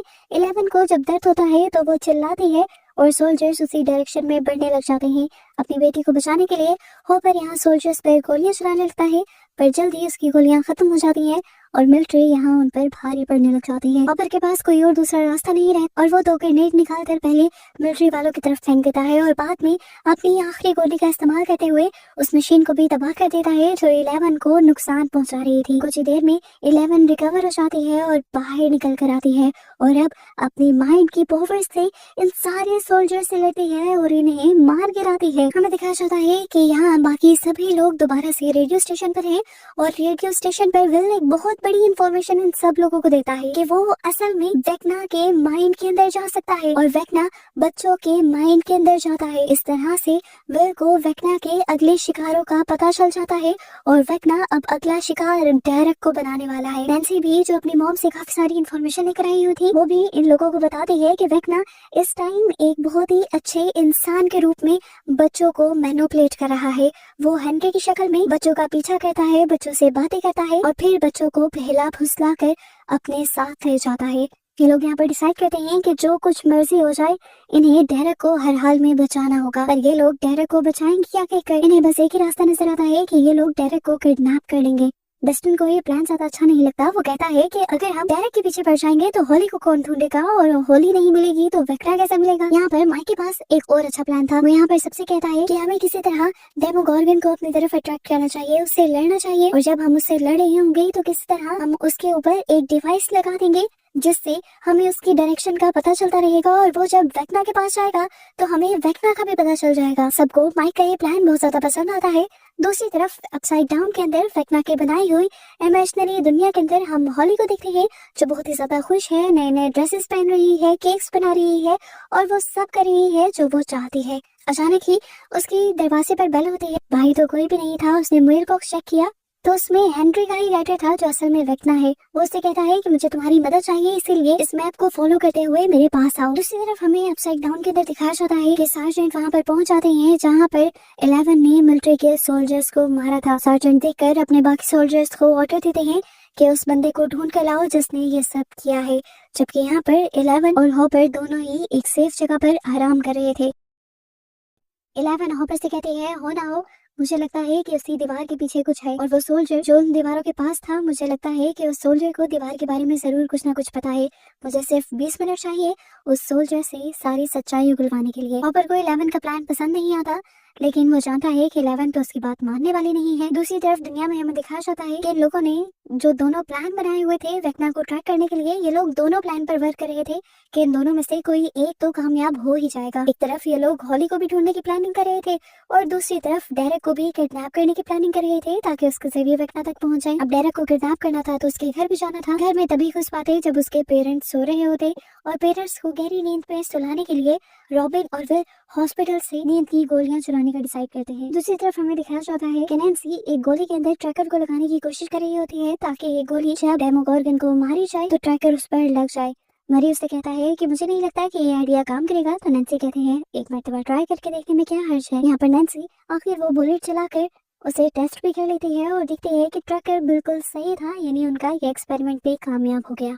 यहाँ अपसाइड डाउन के अंदर दिखाया जाता है कि हॉपर ने उस सोल्जर को पकड़ लिया था जिस पर इन्हें शक था कि वो स्पेशल फोर्सेस का ही एक आदमी है। हॉपर उससे कुछ सवाल जवाब करने लग जाता है और हम देखते हैं कि 11 अपनी पावर से उसके माइंड के अंदर चली जाती है। यहाँ पर हमें रिवील होता है कि वो सच में स्पेशल फोर्सेस का ही आदमी है और उसके ब्रेन के जरिए ही 11 को अपसाइड डाउन के अंदर बनी हुई सीक्रेट मिलिट्री बेस का पता चल जाता है और वो मिलिट्री बेस के अंदर चली जाती है। वहाँ पर उसे एक खुफिया दरवाजा दिखता है। वो उसके अंदर जाना चाहती थी लेकिन वो दरवाजा खुलता नहीं क्योंकि इस आदमी को भी ये बात नहीं पता थी कि इस दरवाजे के अंदर क्या है। अगर वो ये बात जानता तो ही 11 उस दरवाजे को खोल पाती, लेकिन यहाँ 11 को उस दरवाजे से इतनी फीलिंग जरूर आ जाती है कि उसके पीछे कुछ बहुत ताकतवर है, और वो हॉपर से आकर कहते हैं कि मुझे लगता है कि उसके पीछे वेक्ना है और वेक्ना को मिलिट्री ने ही कैद किया हुआ है। इधर अपसाइड डाउन के अंदर ही हॉली भी घर से निकलकर जंगल की तरफ निकल जाती है क्योंकि उसे हेनरी की बताई हुई जगह पर पहुंचना था। जबकि यहाँ दुनिया में सभी डेरेक के घर में घुसने का प्लान कर लेते हैं। वो डेरेक की बहन के दोस्त के जरिए एक पाई के अंदर नींद की गोलियां मिलाकर उनके घर भेजते हैं और सभी लोग डाइनिंग टेबल पर बैठकर उस पाई को खा लेते हैं, लेकिन डेरेक की बहन नहीं खाती, जिसकी वजह से वो लड़की उस पर काफी गुस्सा हो जाती है और उनकी बहस भी हो जाती है। देखते ही देखते जिन लोगों ने पाई खाया था वो बेहोश हो जाते हैं और ये देखकर डेरेक की बहन डर जाती है। पर डेरेक की दोस्त जो कि हमारे मेन हीरोज के साथ मिली हुई है, उसके पास डेरेक की बहन को भी बेहोश करने का एक सेकंड प्लान था। वो एक इंजेक्शन डेरेक की बहन की गर्दन में लगा देती है जिससे डेरेक की बहन बेहोश हो जाती है और सबके बेहोश होते ही ये लोग डेरेक को किडनैप करने के लिए इनके घर के अंदर चले जाते हैं। डेरेक की पूरी फैमिली मेंबर्स को ये लोग अपनी गाड़ी में डाल देते हैं और फिर डेरेक के पूरे घर के अंदर ट्रैप्स लगा देते हैं ताकि वो डेमोगोर्गन को पकड़ पाए। ये लोग फ्लोर को काट कर वहाँ पर एक कारपेट भी लगा देते हैं ताकि डेमोगोर्गन जब वहाँ से चले तो नीचे गिरकर ट्रैप हो जाए। नैन्सी ने वो गोलियां भी अपनी गन में लोड कर ली थी जिसके अंदर उसने ट्रैकर लगाया था। सब कुछ तैयार था, सब लोग अपनी पोजीशंस पर थे, बस अब इन्हें डेमोगोर्गन के आने का इंतजार था। इधर हमें विल और जॉयस को दिखाया जाता है। यहाँ पर विल अपनी मॉम से माफी मांगता है, तब जॉयस भी उससे कहती है अरे नहीं, माफी तो मुझे मांगनी चाहिए, मैं भी ज्यादा प्रोटेक्टिव हो जाती हूँ। पर मेरी प्रोटेक्टिव होने की वजह भी है ना, जब तुम पहले मरतबा गायब हुए थे और अपसाइड डाउन के अंदर गए थे तो मुझे 8 घंटे बाद पता चला था, मेरी केयरलेसनेस की वजह से, क्योंकि मैं सो गई थी। अगर जल्दी पता चलता तो शायद पहले ही दिन मैं तुम्हें बचा पाती। इसी वजह से मैं आज भी तुम्हारे लिए इतनी फिक्रमंद रहती हूँ। यहाँ हमें डेरेक के घर के बाहर का सीन दिखाया जाता है, जहाँ पर अब लाइट्स फ्लिकर करने लग जाती हैं और इससे ये लोग पहचान जाते हैं कि यहाँ पर डेमोगोर्गन आने वाला है। डेमोगोर्गन यहाँ आते ही एक डमी को डेमोगोर्गन समझकर उठा लेता है और ये देखकर सबसे पहले लूकास उसे अपने ट्रैप्स की तरफ अट्रैक्ट करने के लिए उसके ऊपर बॉल मारता है। डेमोगोर्गन जैसे ही आगे बढ़ता है तो ऊपर से लकड़ी का एक पीस आकर डेमोगोर्गन की बॉडी के अंदर स्टैप हो जाता है, जिसके अंदर बहुत सारी कील लगी हुई थी। लूकास दोबारा उसे अपनी तरफ अट्रैक्ट करने के लिए आगे की तरफ भागता है और डेमोगोर्गन उसके पीछे भागता है। लूकास तो साइड से होकर भागा था, लेकिन डेमोगोर्गन उसी कारपेट के ऊपर चढ़ जाता है और क्योंकि कारपेट के नीचे फ्लोर ही नहीं था तो वो नीचे गिर जाता है। ऊपर से लूकास उसके हाथ पे जोर जोर से हथौड़े मारकर उसे नीचे गिरा देता है और नीचे इन्होंने कांटे वाली तारें लगाई हुई थी जिसके अंदर डेमोगोर्गन फंस गया था। ये लोग डेमोगोर्गन को आग लगा देते हैं और डरकर डेमोगोर्गन यहाँ से पोर्टल खोलकर वापस जाने लगता है और इतने में पीछे से नैन्सी पूरी कोशिश करती है कि वो डेमोगोर्गन पर एक गोली चला दे ट्रैकर वाली। ये सब करते हुए अचानक से डेरेक को होश आ जाता है और विल को भी एक अजीब सी वाइब आती है। वो यहाँ सब लोगों को बताता है कि वेक्ना ने हमें वो सब करते हुए देख लिया है। अपसाइड डाउन के अंदर हमें हॉली को दिखाया जाता है जो हेनरी के दिए हुए मैप की तरफ बढ़ रही है और आखिरकार वो एक बड़ी सी पहाड़ी के पास पहुंच जाती है। वो एक खार के पास पहुंचकर हेनरी को आवाज लगाती है और कहती है, हेनरी क्या तुम यहाँ पर हो? वहाँ पर उसे किसी का शेडो दिखाई देता है जिससे वो डर कर छुप जाती है और एकदम से वो शेडो उसके सामने भी आ जाता है और ये दरअसल एक लड़की थी। ट्विस्ट ये था, ये मैक्स थी, वही मैक्स जिसे हमने सीजन में कई मरतबा कोमा में देखा है। वो कोमा में इसलिए है क्योंकि उसकी सोल यहाँ अपसाइड डाउन के अंदर फंस गई है। यहाँ पर हम देखते हैं कि डेरेक जिसे होश आ गया था वो यहाँ पर बहुत हंगामा मचा रहा था और जॉयस उसे नॉर्मल करने की कोशिश कर रही थी। वो जॉयस से कहता है कि तुम किडनैपर हो, पर जॉयस उसे कहते हैं, अरे नहीं मैं किडनैपर नहीं हूँ, मैं तुम्हारी मदद करना चाहती हूँ, मैं खुद भी एक मॉम हूँ, देखो वो मेरा बेटा है। वो विल की तरफ इशारा करते हैं और डेरेक कहता है, ये तो वही ज़ॉम्बी लड़का है ना जो मरकर वापस आया था। जॉयस कहती है, वो मरकर वापस नहीं आया था, वो एक मॉन्स्टर के पास से वापस आया था और अब वही मॉन्स्टर तुम्हें भी लेने आ रहा है और हम तुम्हें बचाना चाहते हैं। तब डेरेक उसे बताता है कि मिस्टर वॉलसेट ने उसे पहले ही ये सब बता दिया है। तब जॉयस उसे समझाती है कि मिस्टर वॉलसेट ही बहुत बड़ा धोखा है और वो सभी मॉन्स्टर मिस्टर वॉलसेट के लिए ही काम करते हैं। जॉयस को लगता है कि अब डेरेक उसकी बात समझ गया है, इसीलिए वो डेरेक को खोल देती है, लेकिन डेरेक इन सब को धक्का देते हुए वहाँ से भाग निकलता है। ये लोग किसी तरह करके डेरेक को पकड़ लेते हैं और उसे एक फार्म हाउस के अंदर लाकर उसका दरवाजा बंद कर देते हैं। सेम इसी टाइम पर वो को एक अजीब सा एहसास होता है, उसे सर में अजीब सा दर्द होता है और उसे भी आता है कि जैसे कोई दरवाजा खटखटा रहा है और यहाँ हमें दिखाया जाता है कि सच में डेमोगोर्गन इसी दरवाजे के पीछे था। डेमोगोर्गन वो दरवाजा खोल लेता है तो जॉयस एक कुल्हाड़ा लेकर डेमोगोर्गन के ऊपर हमला करती है, पर इस हमले से डेमोगोर्गन को कुछ नहीं होता। इतने में पीछे से स्टीव अपनी गाड़ी को भगाते हुए डेमोगोर्गन के ऊपर हमला कर देता है और डेमोगोर्गन घूमते हुए दूर जाकर गिरता है। अब की मरतबा वो डरकर दोबारा से भागने वाला था, पर ठीक वक्त पर नैन्सी ने भी सही निशाना लगाकर गोली चला दी और उसके ऊपर ट्रैकर भी लगा दिया। वो जिस पोर्टल से वापस अपसाइड डाउन के अंदर जाने वाला था, उसी पोर्टल के अंदर ये लोग भी तेजी से अपनी गाड़ी को बढ़ा देते हैं और बंद होते पोर्टल से ये लोग अपसाइड डाउन के अंदर चले जाते हैं। इस टाइम पर इन्हें डेमोगोर्गन के सिग्नल मिल रहे थे, उसे ये लोग ट्रैक करते हुए उसके पीछे पीछे जा रहे थे। विल अभी भी वेक्ना के माइंड से कनेक्टेड था और उसे वो सारे बच्चे नजर आ रहे थे जिन्हें वेक्ना ने अपना शिकार बनाकर अपनी वेन्स के अंदर जकड़ा हुआ था और उन बच्चों के मुंह में अपने टेंटिकल्स भी फंसाए हुए थे। यहाँ हॉकिंस में हमें दिखाया जाता है कि मिलिट्री वाले आकर सभी घरों के बच्चों को ले जाते हैं और यहाँ पर हमें इनका इरादा नहीं पता कि वो क्या चाहते हैं। वो बच्चों की प्रोटेक्शन चाहते हैं या फिर वो बच्चों को साइंटिस्ट के कहने पर अपसाइड डाउन के अंदर ले जाना चाहते हैं। यहाँ पर विल जो कुछ देखता है उस सब की पेंटिंग असली दुनिया में बनाता है और इस टाइम पर लूकास और उसका साथी आकर उन्हें बताते हैं कि मिलिट्री भी पूरे शहर से बच्चों को इकट्ठा कर कर कहीं लेकर जा रही है और यहाँ पर जरूर कुछ बड़ा चल रहा है। सिर्फ वेक्ना ही नहीं है जिसे बच्चों की जरूरत है, यहाँ पर कोई और भी बच्चों का इस्तेमाल करने वाला है। यहाँ पर हम देखते हैं कि वो साइंटिस्ट जो अपसाइड डाउन के अंदर थी उसे ही खबर मिली थी कि बच्चे गायब हो रहे हैं, इसीलिए उसने सभी बच्चों को पकड़वा दिया था। उसे लगता है कि 11 बच्चों को किडनैप कर रही है और वो बच्चों को मारना चाहती है। यहाँ पर एक चैनल यहाँ से चला जाता है और जब दूसरा रैमिरेज यहाँ पर रह जाता है तो वो साइंटिस्ट से कहता है कि आप ही बच्चों को शिकार बना रही हैं और ऐसा करना ठीक नहीं है। अब साइंटिस्ट उससे कहते हैं मुझे मत सिखाओ। यहाँ अपसाइड डाउन के अंदर अब हम मैक्स और हॉली को देखते हैं। हॉली मैक्स को देखकर बहुत ज्यादा हैरान थी क्योंकि मैक्स उसके नेबर में ही रहती थी और वो मैक्स को जानती थी। उसे ये भी पता था कि मैक्स कोमा में है। होली से पूछती है कि तुम यहाँ कैसे हो, तो वो कहती है मैं बिल्कुल उसी तरह यहाँ पर हूँ जिस तरह तुम यहाँ पर आई हो। वो उसे अपने घर के अंदर ले जाती है और बताती है कि वो लेटर तुम्हें हेनरी ने नहीं बल्कि मैंने ही लिखा था, क्योंकि मैं तुम्हें बचाना चाहती थी। वो हेनरी नहीं है, वो असल में एक मॉन्स्टर है। होली डर जाती है और उसे पूछती है कि इस टाइम हम कहाँ पर हैं। मैक्स बताती है कि इस टाइम हम मेमोरी के अंदर हैं। देखने में सब कुछ बहुत अच्छा लग रहा है, पर असल में ये सारी हकीकत बहुत ही ज्यादा भयानक है। ये मेमोरी असल में जेल है वेक्ना नाम के एक मॉन्स्टर की। यहाँ हमें दिखाया जाता है कि विल की पूरी टीम को पता है कि बच्चों का अच्छा इस्तेमाल नहीं किया जाएगा, इसीलिए वो बच्चों को बचाने का प्लान बना रहे हैं। जबकि बच्चे तो मिलिट्री बेस के अंदर पहुंच गए हैं। सभी बच्चों को बचाने के लिए इन्हें कोई ऐसा चाहिए था जो मिलिट्री बेस के अंदर जा सके और जिसे मिलिट्री पहचान में ना पाए। अब डायरेक्ट जो इनके पास था, ये लोग उसी का इस्तेमाल करने का फैसला करते हैं। इधर दिखाया जाता है कि हॉपर और 11 अपसाइड डाउन के अंदर उसी मिलिट्री बेस के पास हैं, जिसके अंदर 11 को फील हुआ है कि वेक्ना है। हॉपर 11 से पूछता है कि ऐसा कैसे हो सकता है कि वेक्ना अंदर है, क्या उसकी पावर्स को छीन लिया गया है, और अगर उसके पास उसकी पावर्स नहीं है तो वो सब काम वो कैसे कर रहा है, यानी बच्चों को किडनैप करवाना और बाहर तबाही मचाना। इस टाइम पर इनके रेडियो में कुछ सिग्नल आते हैं और यहाँ पर हॉपर और 11 को ये बात पता चलती है कि इनके ग्रुप के कुछ और लोग भी अब अपसाइड डाउन के अंदर थे। इस टाइम रेडियो से डस्टिन से बात कर रहा था। वो कहता है कि हमारी कार आकर एक चिपचिपी सी दीवार से टकरा गई है। वो समझ जाते हैं ये उसी दीवार की बात कर रहे थे जिसे पहले 11 खोलना चाह रही थी। ये लोग यहीं पर बात कर रहे थे तो हॉपर इन सबसे कहता है तुम लोग खामोश रहो और अपने रेडियो को बंद कर दो, यहाँ पर सिग्नल्स बिल्कुल भी सेफ नहीं है, हम खुद तुम्हें लेने आ रहे हैं। इधर अपसाइड डाउन के अंदर दोबारा हमें हॉली और मैक्स को दिखाया जाता है और मैक्स हॉली को अपनी कहानी सुना रही थी। वो बताती है कि किस तरह सबसे पहले अपसाइड डाउन का पोर्टल खुला था।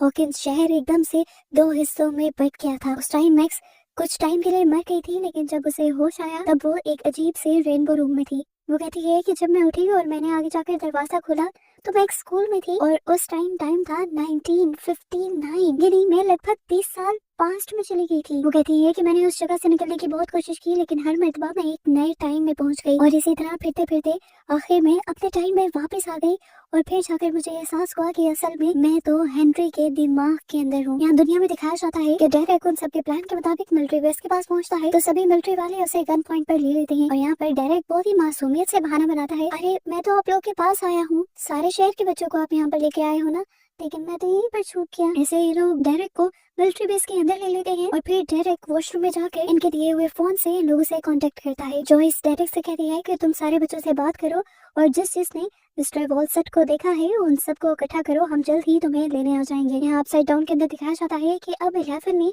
उस मिलिट्री बेस के अंदर जाने का फैसला कर लिया था, लेकिन ये बिल्कुल भी आसान नहीं था। कोई भी उसे डिटेक्ट कर सकता था, लेकिन फिर उसने नोट किया कि यहाँ पर हर टाइम बिजलियां चमकती रहती हैं। जैसे ही एक मर्तबा बिजली चमकती है वो पहले जंप करती है और हर मर्तबा बिजली चमकने पर ही वो जंप करती है, जिसकी वजह से कोई भी उसे डिटेक्ट नहीं कर पाता और फाइनली वो अंदर चली जाती है। दूसरी तरफ डेरेक अब सभी बच्चों से मिस्टर वॉलसट के बारे में बात करता है और कहता है कि मिस्टर वॉलसट मॉन्स्टर्स के जरिए हमें लेने के लिए आ रहे हैं। सारे बच्चे उसे पागल समझते हैं, उसके बात को इग्नोर कर देते हैं, पर एक बच्ची उसकी बात को समझ रही थी क्योंकि वो भी मिस्टर वॉलसट को जानती थी और अब डेरेक उसी बच्ची को लेकर बाथरूम के अंदर चला जाता है। यहाँ पर विल और माइक एक दूसरे से बातें कर रहे होते हैं और वो बताते हैं कि किस तरह जब जब डेमोकॉर्गन आता है तो वो वेक्ना से और भी ज्यादा स्ट्रॉन्ग कनेक्शन फील करता है। ये बात करते हुए माइक को एक बहुत ही शॉकिंग चीज का अंदाजा होता है। वो कहता है कि तुम वेक्ना के माइंड के अंदर जा सकते हो और जिस तरह वेक्ना डेमोगॉर्गन को कंट्रोल कर सकता है ऐसे तो तुम भी कर सकते हो। दोबारा हमें मैक्स और हॉली को दिखाया जाता है जो बताते हैं कि मैं एक मर्तबा यहाँ से बाहर जाने के लिए बिल्कुल तैयार हो चुकी थी। मैंने यहाँ से रास्ता ढूंढ लिया था बाहर जाने का जब दुनिया में लुकस ने मेरे लिए गाना चलाया था। यहाँ का पोर्टल खुल गया था। मैं अपने दोस्तों को महसूस कर पा रही थी, इतना महसूस कर पा रही थी कि मुझे लुकस का टच भी महसूस हो रहा था। इससे पहले कि मैं वहाँ से बाहर चली जाती गाना बंद हो जाता है और वो पोर्टल भी। उस दिन मेरी उम्मीद टूट गई थी। मैंने कामयाबी को बहुत ही करीब आकर दूर जाते देखा था। उस दिन के बाद से मैंने यहाँ से जाने की कोशिश नहीं की। ये बताते हुए मैक्स रोने लग जाती है और इतने में ही इन्हें बाहर से किसी की आवाजें आती हैं। अब मैक्स हॉली से कहती है कि तुम वापस चली जाओ उसी घर में ताकि हेनरी को शक ना हो कि तुम भी यहाँ पर हो। और देखना अब तुम आ गई हो ना, अब मुझे दोबारा से उम्मीद मिली है। हम दोनों किसी न किसी तरह करके यहाँ से जरूर बाहर निकल जाएंगे। सिनका टॉकर दुनिया में हमें दिखाया जाता है कि डेरेक ने उन सभी बच्चों को इकट्ठा कर लिया था, जिससे मिस्टर वॉलसेट नजर आ रहे थे। वो इन बच्चों को वॉशरूम में ले जाता है और ये बात जाकर जॉयस की टीम को बता देता है। जॉयस की टीम इन्हें लेने के लिए मिलिट्री के अंदर घुस जाती है और वॉशरूम के नीचे की तरफ से एक टनल बनाकर इन बच्चों को निकालने का फैसला करती है। लूकस नीचे से फ्लोर तोड़ते हुए ऊपर की तरफ आ जाता है और सभी बच्चों को टनल के जरिए यहाँ से ले जाता है, जबकि अब हमें अपसाइड डाउन का सीन दिखाया जाता है। यहाँ पर 11 और हॉपर अंदर उसी दरवाजे के पास पहुंच चुके हैं जहाँ पर 11 को लगा था कि अंदर वेक्ना है। वो इस दरवाजे को अपने माइंड से खोलने की कोशिश करती है, लेकिन तभी यहाँ पर एक डॉक्टर आ जाता है। वो डॉक्टर का कार्ड चुरा लेती है और हॉपर डॉक्टर को गन पॉइंट पर ले लेता है, लेकिन इस कार्ड से भी ये दरवाजा नहीं खुलता और 11 को गुस्सा आता है। वो दोबारा अपनी पावर्स का जब इस्तेमाल करने लगती है तो अचानक ही यहाँ पर दोबारा से वही डिवाइस ऑन करती जाती है, जिससे हमेशा 11 को कमजोर किया जा रहा था। 11 कमजोर होकर नीचे गिर जाती है और यहाँ पर बहुत सारे सोल्जर्स हमला कर देते हैं। हॉपर उन सब सोल्जर्स से लड़ता है और इस टाइम साइंटिस्ट 11 के पास आ जाती है। 11 के नाक से खून निकल रहा था। साइंटिस्ट इस टाइम 11 को मारते नहीं बल्कि उससे आराम से कहती है, कितना अरसा गुजर गया तुम्हें ढूंढते ढूंढते और अब मिली तुम। 11 गुस्से में कहती है, मैं जानती हूँ तुम्हारे क्या इरादे हैं और तुमने उस दरवाजे के पीछे किस चीज को बंद किया हुआ है। याद रखना, तुम किसी भी चीज में कामयाब नहीं हो पाओगी। यहाँ पर वो ये बातें कर रही थी तो दूसरी तरफ सभी सोल्जर्स हॉपर को मारने की कोशिश कर रहे थे, लेकिन हॉपर भी पूरी तरह से तैयारी के साथ आया था और वो भी सोल्जर्स को मार रहा था। इधर वो स्पेशल फोर्सेस वाला आदमी जिससे इन्होंने सारी इन्फॉर्मेशन निकलवाई थी वो भी यहाँ पहुंच जाता है और पीछे से आकर हॉपर के साथ लड़ने लग जाता है। लड़ते लड़ते ये लोग एक कंटेनर तोड़कर उसके अंदर चले जाते हैं, जहाँ पर हॉपर को पकड़ लेता है एक मॉन्स्टर और हॉपर का गला दबाने लगता है। हॉपर अपने आप को बचाने के लिए हिल रहा था, लेकिन यहीं पर साइंटिस्ट आ जाती हैं और हॉपर से कहती हैं, अरे हिलो मत, जितना ज्यादा हिलोगे उतनी ज्यादा तकलीफ होगी। ये बेरहम साइंटिस्ट इस टाइम हॉपर को बचाने नहीं वाली थी। ऊपर दुनिया में हमें दिखाया जाता है कि मिलिट्री बेस से बच्चों को निकाला जा रहा था, लेकिन जहाँ पर इन्होंने टनल बनाई थी वहाँ पर इनसे वाटर लीकेज भी हो गई थी।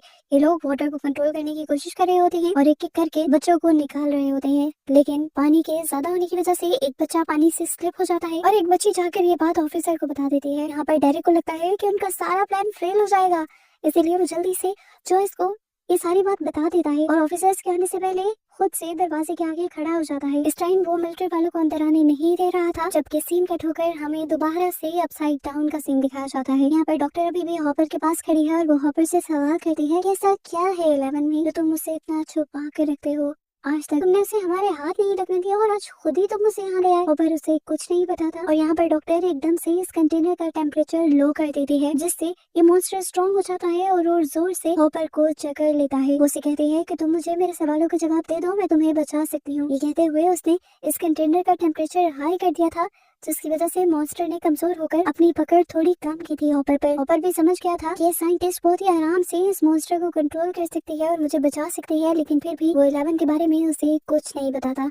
11 भी इस टाइम अपनी पावर्स का इस्तेमाल नहीं कर पा रही, लेकिन वो अब अपने हाथ पांव का इस्तेमाल करती है और एक सीजर उठाते हुए पीछे से आकर डॉक्टर को स्टैब कर देती है। इस तरह अब डॉक्टर और 11 के दरमियान में हाथापाई शुरू हो जाती है और मौका पाते ही हॉपर भी अपने आप को मॉन्स्टर से छुड़वा लेता है, क्योंकि खुद डॉक्टर ही उस मॉन्स्टर को कमजोर करके आई थी वहाँ का टेम्परेचर हाई करते हुए। वो पीछे से डॉक्टर को बंदूक की नोक पर पकड़ लेता है और उसके बाद ये लोग मिलकर उस डॉक्टर को बेहोश कर देते हैं। दुनिया में दिखाया जाता है कि अब मिलिट्री वाले अंदर आ गए थे और उन्होंने वो खुली हुई टनल भी देख ली थी। यहाँ अपसाइड डाउन के अंदर हमें दिखाया जाता है कि 11 काफी ज्यादा जख्मी है और कमजोर है। हॉपर उसे एक कंपास देता है और कुछ हथियार देता है और उसे कहता है कि ये चीजें तुम्हें डस्टिन तक पहुंचाने में मदद करेंगी। जब वो अपनी पॉकेट से चीजें निकाल कर दे रहा था तब 11 दिखती है कि हॉपर ने अपने ऊपर एक बॉम्ब लगाया हुआ था। देखकर वो टूट जाती है और हॉपर उससे कहता है कि मैं अपनी जान तो दे सकता हूँ, लेकिन मैं तुम्हारी जान खतरे में नहीं डाल सकता, तुम मुझे बहुत प्यारी हो। और ये कहकर वो प्यार करके 11 को यहाँ से चला जाता है। यहाँ दुनिया में हमें दिखाया जाता है कि मिलिट्री वालों ने आप जॉयस और उसकी टीम को भी पकड़ लिया था। 5 बच्चे गायब थे, उनको तो उसकी टीम के दूसरे मेंबर लेकर जा चुके थे। मिलिट्री वाले आकर सार्जेंट को बताते हैं कि 5 बच्चे गायब हैं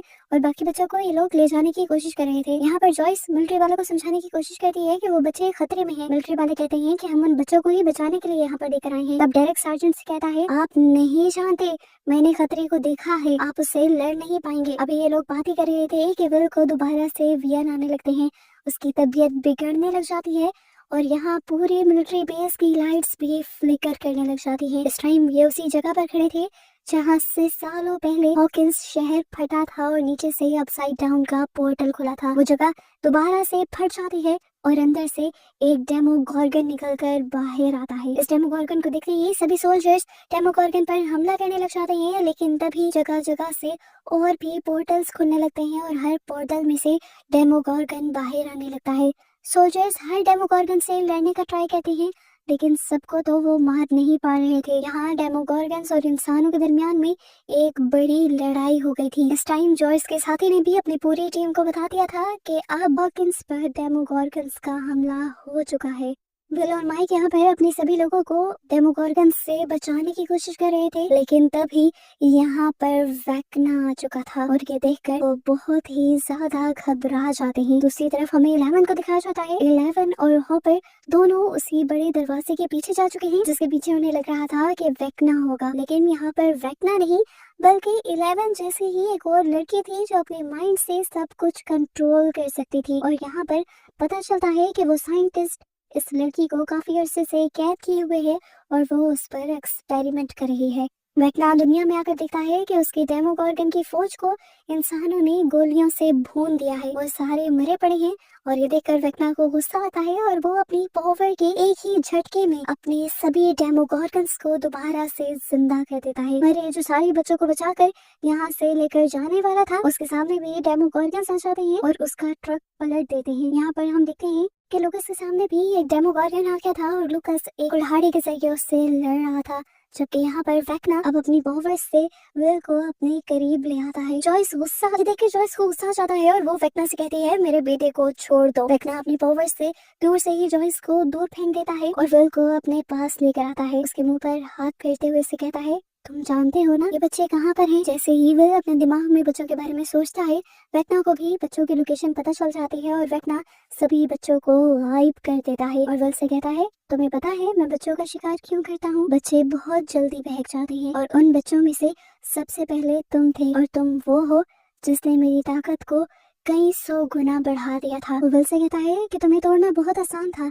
तुमने मुझे मेरी ताकत का एहसास दिलवाया और मुझे पता चला कि मैं क्या क्या कर सकता हूँ। वेक्ना विल को वहीं फेंक देता है और वापस अपनी दुनिया के अंदर चला जाता है और यहाँ अपसाइड डाउन का पोर्टल बंद होने लगता है। वेक्ना के यहाँ से जाते ही दोबारा डेमोगॉर्गन्स विल के सभी दोस्तों के ऊपर हमला करने के लिए आ जाते हैं और यहाँ पर विल एक गहरी सोच के अंदर चला जाता है।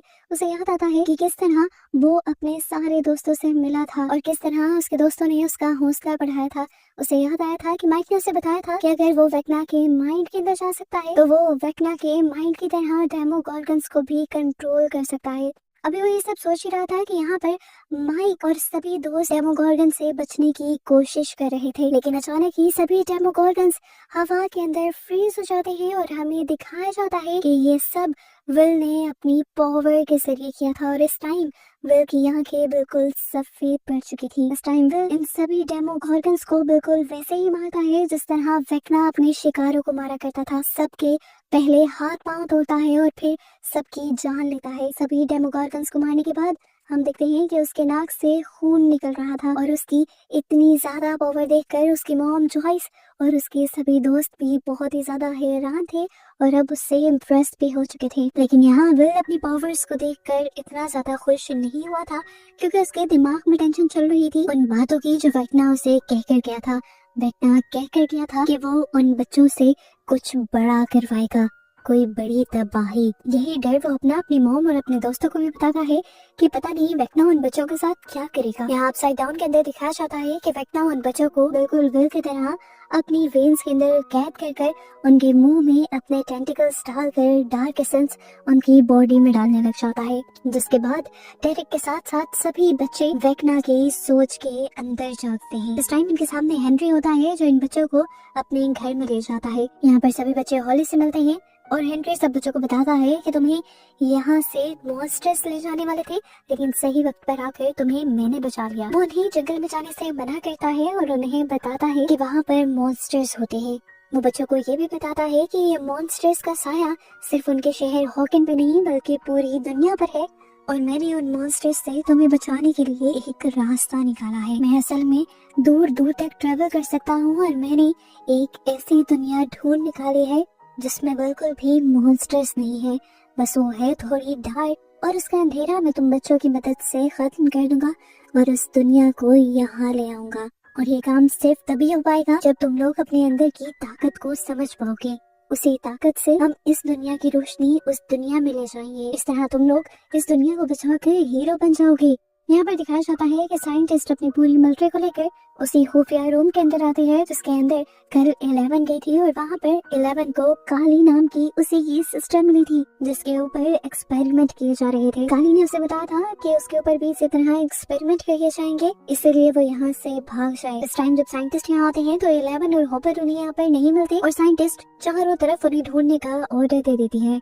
खुद अब वो काली के सामने खड़ी हुई थी। वो नोटिस करती है कि काली उंगली हिला रही है, हालांकि वो ऐसा नहीं कर सकती थी। ये देखकर उसे शक होता है और वो जैसे ही काली को टच करती है तो वहाँ से काली गायब हो जाती है और पता चलता है कि यहाँ पे काली ने सिर्फ अपना एक इल्यूजन बनाया हुआ था, वो भी अपनी पावर के जरिए। असल में तो वो भी 11 के साथ भाग गई थी। यहाँ दुनिया में दिखाया जाता है कि लुकस के ऊपर भी डेमोगोर्गन ने जहाँ हमला किया था वहाँ उसे बचाने के लिए अब उसके दोस्त आ जाते हैं और उसे खुशखबरी देते हैं कि विल के पावर्स भी जा गई हैं और जल्द ही ये वेक्ना से लड़ने के लिए तैयार होंगे। यहाँ पर सब विल को 11 जैसा समझ रहे थे पर विल कहता है मैं 11 जैसा बिल्कुल नहीं हूँ, मेरी पावर्स चेंज है, मैं बस वेक्ना के माइंड के अंदर जा सकता हूँ और वो भी तब जब वेक्ना मेरे करीब हो। यहाँ पर विल की मॉम विल से कहती है मुझे माफ कर दो बेटा कि मैंने तुम्हें कमजोर समझा और वेक्ना ने भी यही गलती की थी, वो दोबारा यही गलती करेगा, तुम्हें कमजोर समझेगा और उसी मौके का फायदा उठाते हुए तुम्हें उससे हराना होगा। अपनी मॉम की बातें सुनकर विल की आंखों में आंसू आ जाते हैं क्योंकि फाइनली उसकी मॉम उसे एक मजबूत इंसान समझने लगी थी, एक कमजोर बच्चा नहीं। यहाँ दिखाया जाता है कि 11 हॉपर और काली तीनों मिलकर वहाँ जाते हैं जहाँ से इन लोगों ने अपने बाकी साथियों के साथ मिलना था। उस दीवार के पास ये देखते हैं कि उनके साथियों की कार उस दीवार में तो है लेकिन उनके साथी यहाँ नहीं है, वो असल में चर्च की तरफ बढ़ गए थे। दूसरी तरफ हमें हेनरी के घर का सीन दिखाया जाता है जहाँ पर हॉली कोई बहाना बनाकर मैक्स से मिलने के लिए चली जाती है।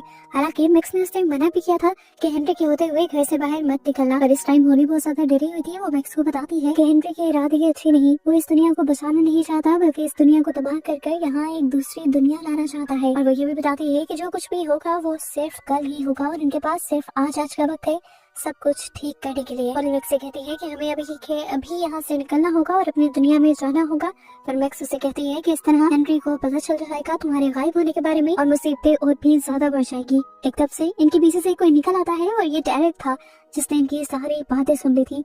डेरेक भी ने बताता है कि मैं सारी बातें जानता हूँ और मैं डस्टिन लूकस और मैक्स का दोस्त भी हूँ।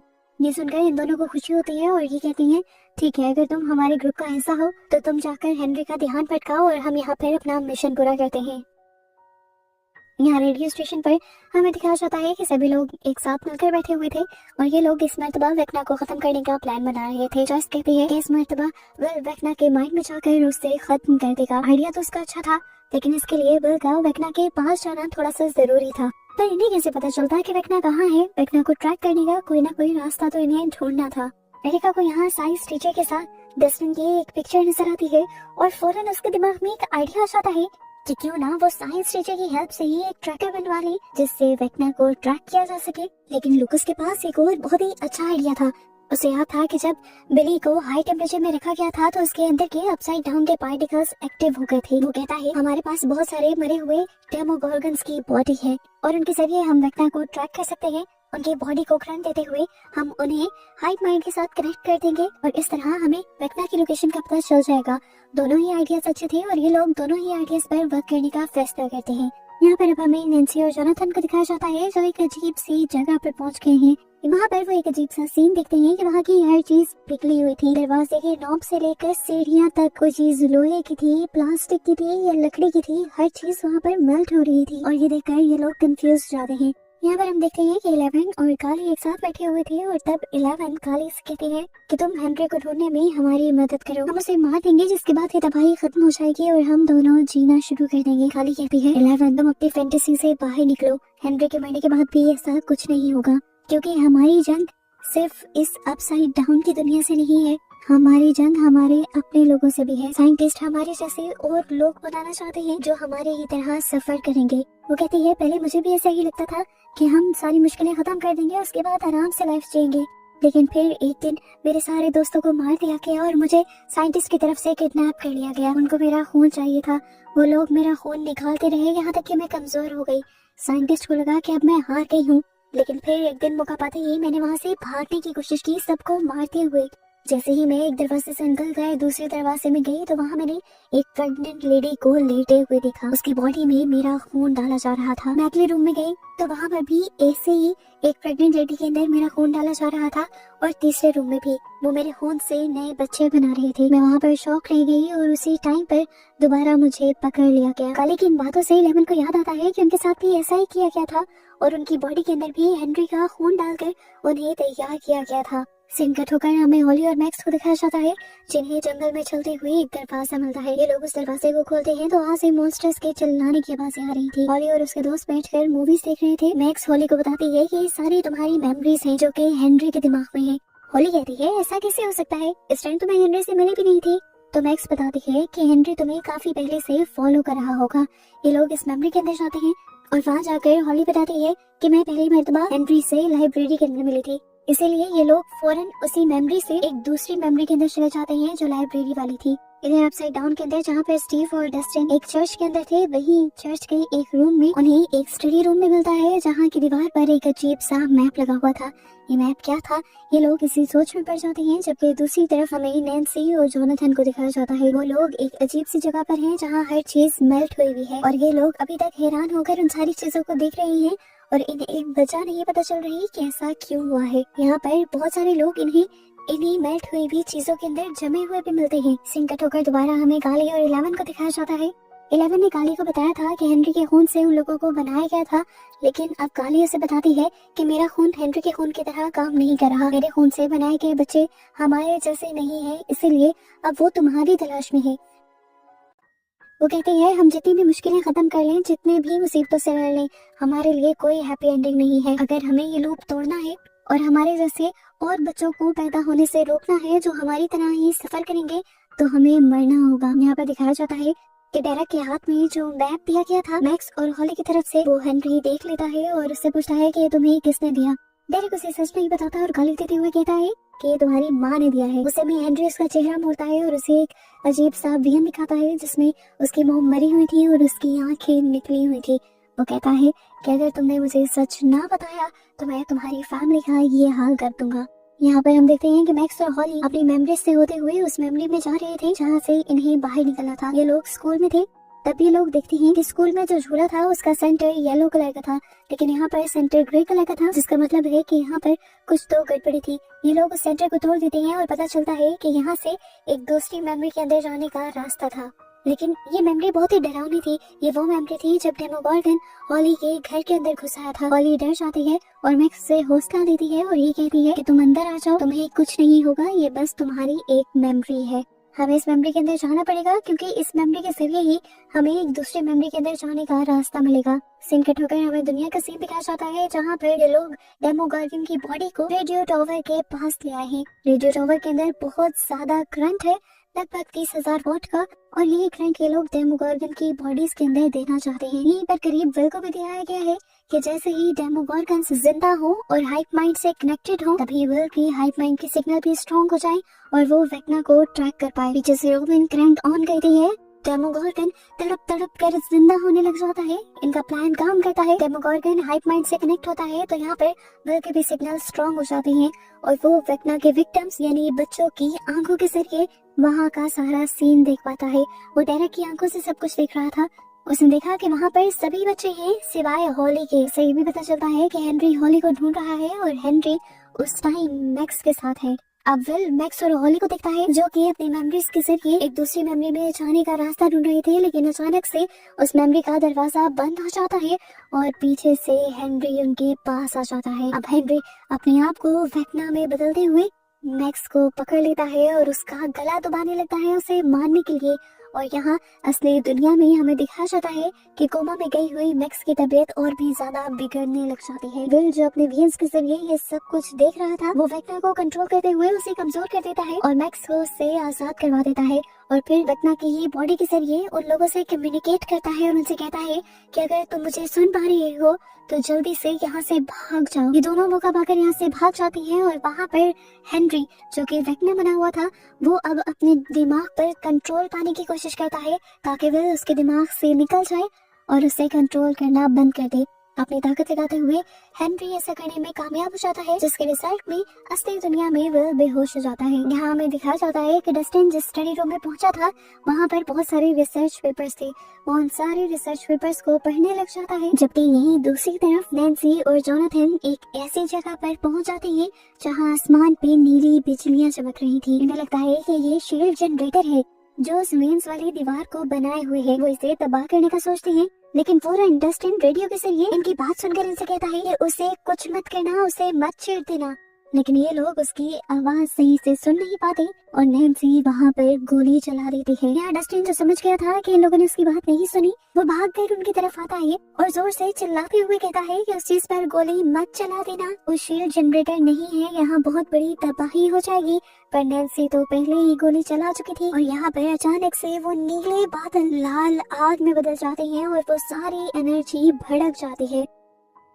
उस एनर्जी के भड़कने की वजह से एक बड़ी वेव भी उसमें से निकलती है, जिसके सामने 11, काली और हॉपर खड़े हुए थे और उस वेव की वजह से डस्टिन भी नीचे गिर जाता है। यहाँ स्टीव डस्टिन के पास आता है और उससे पूछता है क्या हुआ, जिस पर डस्टिन जवाब देकर उसे कहता है बहुत बड़ी गलती हो गई हमें समझने में। हम वो दीवार जो समझ रहे थे कि वेक्ना ने बनाई है, असल में वो वेक्ना ने नहीं बनाई। वो बताता है कि जब मैं यहाँ चर्च में गया तो मुझे चर्च की स्टडी में डॉक्टर मार्टिन की रिसर्च मिली थी और उस रिसर्च से मुझे पता चला कि वो दीवार जो हम समझ रहे हैं कि वेक्ना ने बनाई है, वो असल में साइंस की बनाई हुई दीवार है, एक्सोटिक मैटर से बनी हुई दीवार है, जो एनर्जी का ऐसा सोर्स है जो हर चीज को थाम कर रखता है और उसी ने उस दीवार को बनाया हुआ था। यहाँ हमें दिखाया जाता है कि नैन्सी की गोली चलाने की वजह से और उस वेव के भड़कने की वजह से नैन्सी और जोनाथन दोनों बेहोश हो गए थे और उनकी आसपास की चीजें भी मेल्ट होने लगी थी और उनको उसमें जकड़ने लगी थी। इधर डस्टिन स्टीव को बताता है कि उस दीवार के पीछे ना तो वेक्ना है और ना ही बच्चे हैं, उस दीवार के पीछे सिर्फ मौत है। वो दीवार असल में ब्लैक होल है। यहाँ हमें दिखाया जाता है कि डस्टिन बिल्कुल ठीक कह रहा था, उस एनर्जी की वजह से उस दीवार के अंदर भी एक सुराख हो जाता है और उस दीवार के अंदर फंसी हुई उनकी गाड़ी भी उसी ब्लैक होल के अंदर चली जाती है। यहाँ पर मौजूद सारी चीजें उड़ उड़कर उस होल के अंदर जाने लगते हैं, यहाँ तक कि 11, काली और होपर भी उड़कर उसकी तरफ जा ही रहे थे, पर 11 ने अपनी पावर से उन तीनों को रोके रखा। यहीं पर 11 को इस दुनिया से बाहर जाने का एक रास्ता भी मिल जाता है और वो अपनी पावर से उन तीनों का रुख उस दरवाजे की तरफ कर देती है। यहाँ डस्टिन बताता है कि वो जगह एक वर्म होल है, टाइम और स्पेस के दरमियान का एक ब्रिज। आसान लफ्ज़ों में कहो, हमारी दुनिया और दूसरी दुनिया के दरमियान का एक रास्ता है और अगर ये रास्ता खत्म हो गया तो सब कुछ खत्म हो जाएगा। दूसरी तरफ हम देखते हैं कि मैक्स और होली अपनी जान बचाते हुए उस मेमोरी से बाहर निकल आते हैं और आकर उसी केव के अंदर छुप जाते हैं जहाँ पर मैक्स पहले छुपी हुई थी। उनके पीछे हेनरी भी आ जाता है और हेनरी होली को धमकाते हुए कहता है कि बाहर निकल आओ वरना मैं तुम्हारे दोस्तों को टॉर्चर करूंगा। होली मैक्स से पूछती है कि हेनरी अंदर क्यों नहीं आ पा रहा, तो मैक्स कहती है कि जरूर उसकी दर्द देने वाली मेमोरी होगी जिससे वो डरता होगा, इसलिए वो अंदर नहीं आ रहा। मैक्स भी यहाँ उसे धमकाते हुए कहते हैं हिम्मत है तो अंदर आ जाओ और हेनरी उसे कहता है ज्यादा बनो मत, वो वक्त दूर नहीं जब मैं अंदर आ जाऊंगा।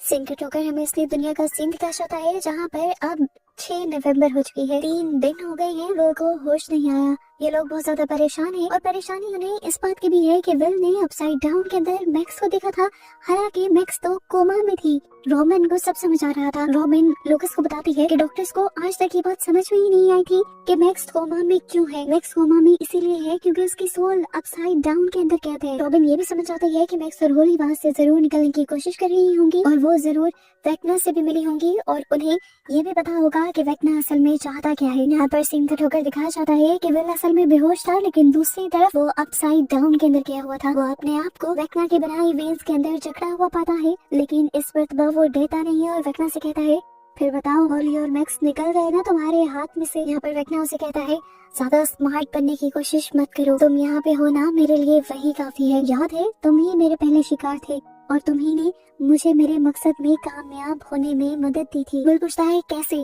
तो वेक्ना बताता है कि वो ब्रिज जो अपसाइड डाउन को दुनिया से जोड़ रहे हैं, वो टनल्स, वो ब्रिजेस किसी और ने नहीं बल्कि तुमने ही बनाए थे।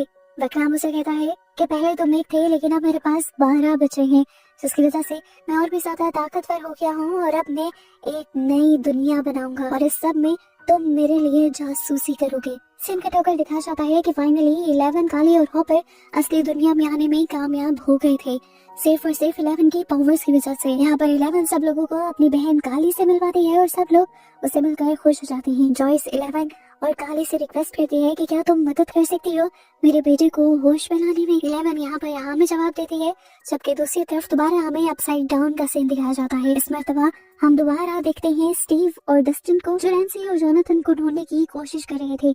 दूसरी तरफ नैन्सी और जोनाथन को भी होश आ गया था और होश में आते ही वो देखते हैं कि यहाँ पर सब कुछ पिघल रहा है उस एक्सोटिक मैटर की वजह से और ये लोग उसमें जमने वाले हैं। ये लोग भी अपनी जान बचाने के लिए वहाँ से भागते हैं, पर इतना ज्यादा वक्त इनके पास नहीं था कि वो यहाँ से निकल पाए। दूसरी तरफ स्टीव भी एक सीढ़ी लगाता है जोनाथन और नैन्सी के पास जाने के लिए, लेकिन डस्टिन उसे ऊपर जाने से रोक लेता है। उसे गले लगाता है और कहता है कि प्लीज तुम मत जाओ, पहले मैंने बहुत से दोस्तों को खो दिया है और अगर तुम भी अब चले गए तो मैं टूट जाऊंगा, मर जाऊंगा। स्टीव भी इमोशनल होकर डस्टिन को गले लगा लेता है और इसी दौरान ये देखते हैं कि पीछे जो इन्होंने सीढ़ी लगाई थी वो मेल्ट हो चुकी है। डस्टिन ने अच्छा ही किया स्टीव को रोककर, नहीं तो स्टीव भी गिरकर मारा जाता। यहाँ नैन्सी और जोनाथन हेल्प के लिए चिल्ला रहे थे, लेकिन किसी को उनकी आवाज नहीं आ रही थी। चारों तरफ एक्सोटिक मैटर भर चुका था, ये लोग अब बच नहीं सकते थे। इस टाइम ये दोनों एक टेबल के ऊपर थे। इन्हें लगा कि ये इनका आखिरी वक्त है, इसलिए ये दोनों इस आखिरी वक्त में अपनी अच्छी बातें याद करने लग जाते हैं और फाइनली जोनाथन इस पॉइंट पे नैन्सी को प्रपोज भी कर देता है। ये देखकर नैन्सी रोने लग जाती है क्योंकि अब इस प्रपोजल का फायदा तो ना रहता, ये लोग तो मर जाते। ये दोनों इमोशनल हो जाते हैं, रो ही रहे होते हैं, गले लगे हुए होते हैं कि तभी अचानक वो एक्सोटिक मैटर पिघलना बंद हो जाता है और हर चीज वहाँ पर जम जाती है। और ये देखकर ये दोनों बहुत ही ज्यादा खुश हो जाते हैं क्योंकि फाइनली इन दोनों की जान बच गई थी। दोनों यहाँ पर खुशी से गले लग जाते हैं। दूसरी तरफ असली दुनिया में हमें दिखाया जाता है कि 11 अपने पावर्स से अपसाइड डाउन के अंदर जाकर विल को ढूंढने की कोशिश करती है, लेकिन जितना वो विल के करीब जाती है विल उतना ही उससे दूर जाने लगता है। इसीलिए वो उसकी दुनिया में वापस आ जाती है और ये सारी बातें आकर हॉपर को बताती है। अब हॉपर उसकी मदद के लिए एक ऐसा टैंक बनाने का डिसाइड करता है जिसकी मदद से 11 के दिमाग के सिग्नल और भी ज्यादा स्ट्रॉन्ग हो सके और वो दोबारा विल को ढूंढ सके। इधर जॉयस अब अपने बेटे को लेकर बहुत ही ज्यादा परेशान थी और रो रही थी। हॉपर जब उसके पास आता है तो वो उसे गले लगा लेती है और कहती है, पता नहीं क्यों मैं जो भी करती हूँ गलत ही होता है। पहले मैं अपने बेटे को केयर करती थी तब भी मैं गलत थी क्योंकि मैं उसे कमजोर समझती थी, और अब जब मैं उसे हिम्मत दे रही हूँ लड़ने के लिए तो अब भी वो बेहोश पड़ा है और अब भी मैं गलत हूँ। पर उसे उम्मीद दिलाता है कि विल को जल्दी ही होश आ जाएगा और वो इस लड़ाई में सबसे अहम रोल प्ले करेगा। यहाँ पर दिखाया जाता है कि अब 11 उस टैंक के अंदर चली जाती है जो हॉपर ने उसके लिए बनाया था बहुत सारे पानी और नमक से। हॉपर 11 से कहती है कि मैं तुम्हें ढूंढने आ रही हूँ, मुझे सिग्नल दो कि तुम कहाँ पर हो। ये कहते ही 11 वेक्ना के बनाए ट्रैप के अंदर चली जाती है और उसे वहाँ पर विल वेक्ना की वेन्स में जकड़ा हुआ मिलता है। वो विल को जगाती है और फिर वेक्ना की वेन्स काट कर उसे आजाद कर देती है। सीन कट होकर अब हमें अपसाइड डाउन में दोबारा मैक्स और हॉली को दिखाया जाता है। मैक्स और हॉली अभी भी एक मेमोरी से दूसरी मेमोरी के अंदर ट्रैवल कर रहे थे और जब ये लोग एक दरवाजे की तरफ बढ़ रहे होते हैं तो अचानक से होली के नीचे की जमीन टूट जाती है और ये लोग नीचे गिरने वाले होते हैं, पर मैक्स होली को बचा लेते हैं और ये लोग नोटिस करते हैं कि यहाँ पर नीचे जाने का एक रास्ता था, नीचे एक बंकर था। ये दोनों उस बंकर के अंदर चले जाते हैं और वहाँ पर एक घायल साइंटिस्ट को देखते हैं। साइंटिस्ट बहुत ही ज्यादा डरा हुआ था और उसके हाथ में एक बंदूक भी थी। यहाँ पर वो छोटे बच्चे हेनरी को देखते हैं जो साइंटिस्ट से कहता है कि आप जख्मी हैं और आपको मदद की जरूरत है, मैं आपकी मदद करने के लिए यहाँ आ रहा हूँ। पर वो साइंटिस्ट हेनरी की एक बात नहीं सुनता और उसको शूट करने की कोशिश करता है और यहाँ हेनरी अपने आप को बचाने के लिए पास पड़ा पत्थर उठाकर साइंटिस्ट को मार देता है। ये देखकर हॉली और मैक्स दोनों ही डर जाते हैं और यहाँ से बाहर निकलने की कोशिश करते हैं, पर यहाँ से बाहर निकलने का उन्हें कोई रास्ता नजर नहीं आता। तभी अचानक से यहाँ पर मैक्स का फेवरेट गाना चलने लग जाता है क्योंकि असली दुनिया में लूकस ने रोज की तरह मैक्स के रूम में आकर वो गाना चलाया था। उस गाने को सुनकर मैक्स समझ जाती है कि बाहर जाने का रास्ता यही करीब ही है। हमें हॉस्पिटल में दिखाया जाता है कि आहिस्ता आहिस्ता उसे होश भी आने लगा था। यहाँ पर हम विल और 11 को देखते हैं। इस टाइम विल की आंखों से खून के आंसू आ रहे थे और वो जल्दी से 11 के गले लग जाता है और रोते हुए 11 को बताता है कि वेक्ना ने मैक्स की पोजीशन का पता चला लिया है और वो जरूर अब मैक्स के पीछे जाएगा। हालांकि मैक्स इस दुनिया से निकलकर अपनी दुनिया में जाने में कामयाब होने ही वाली है।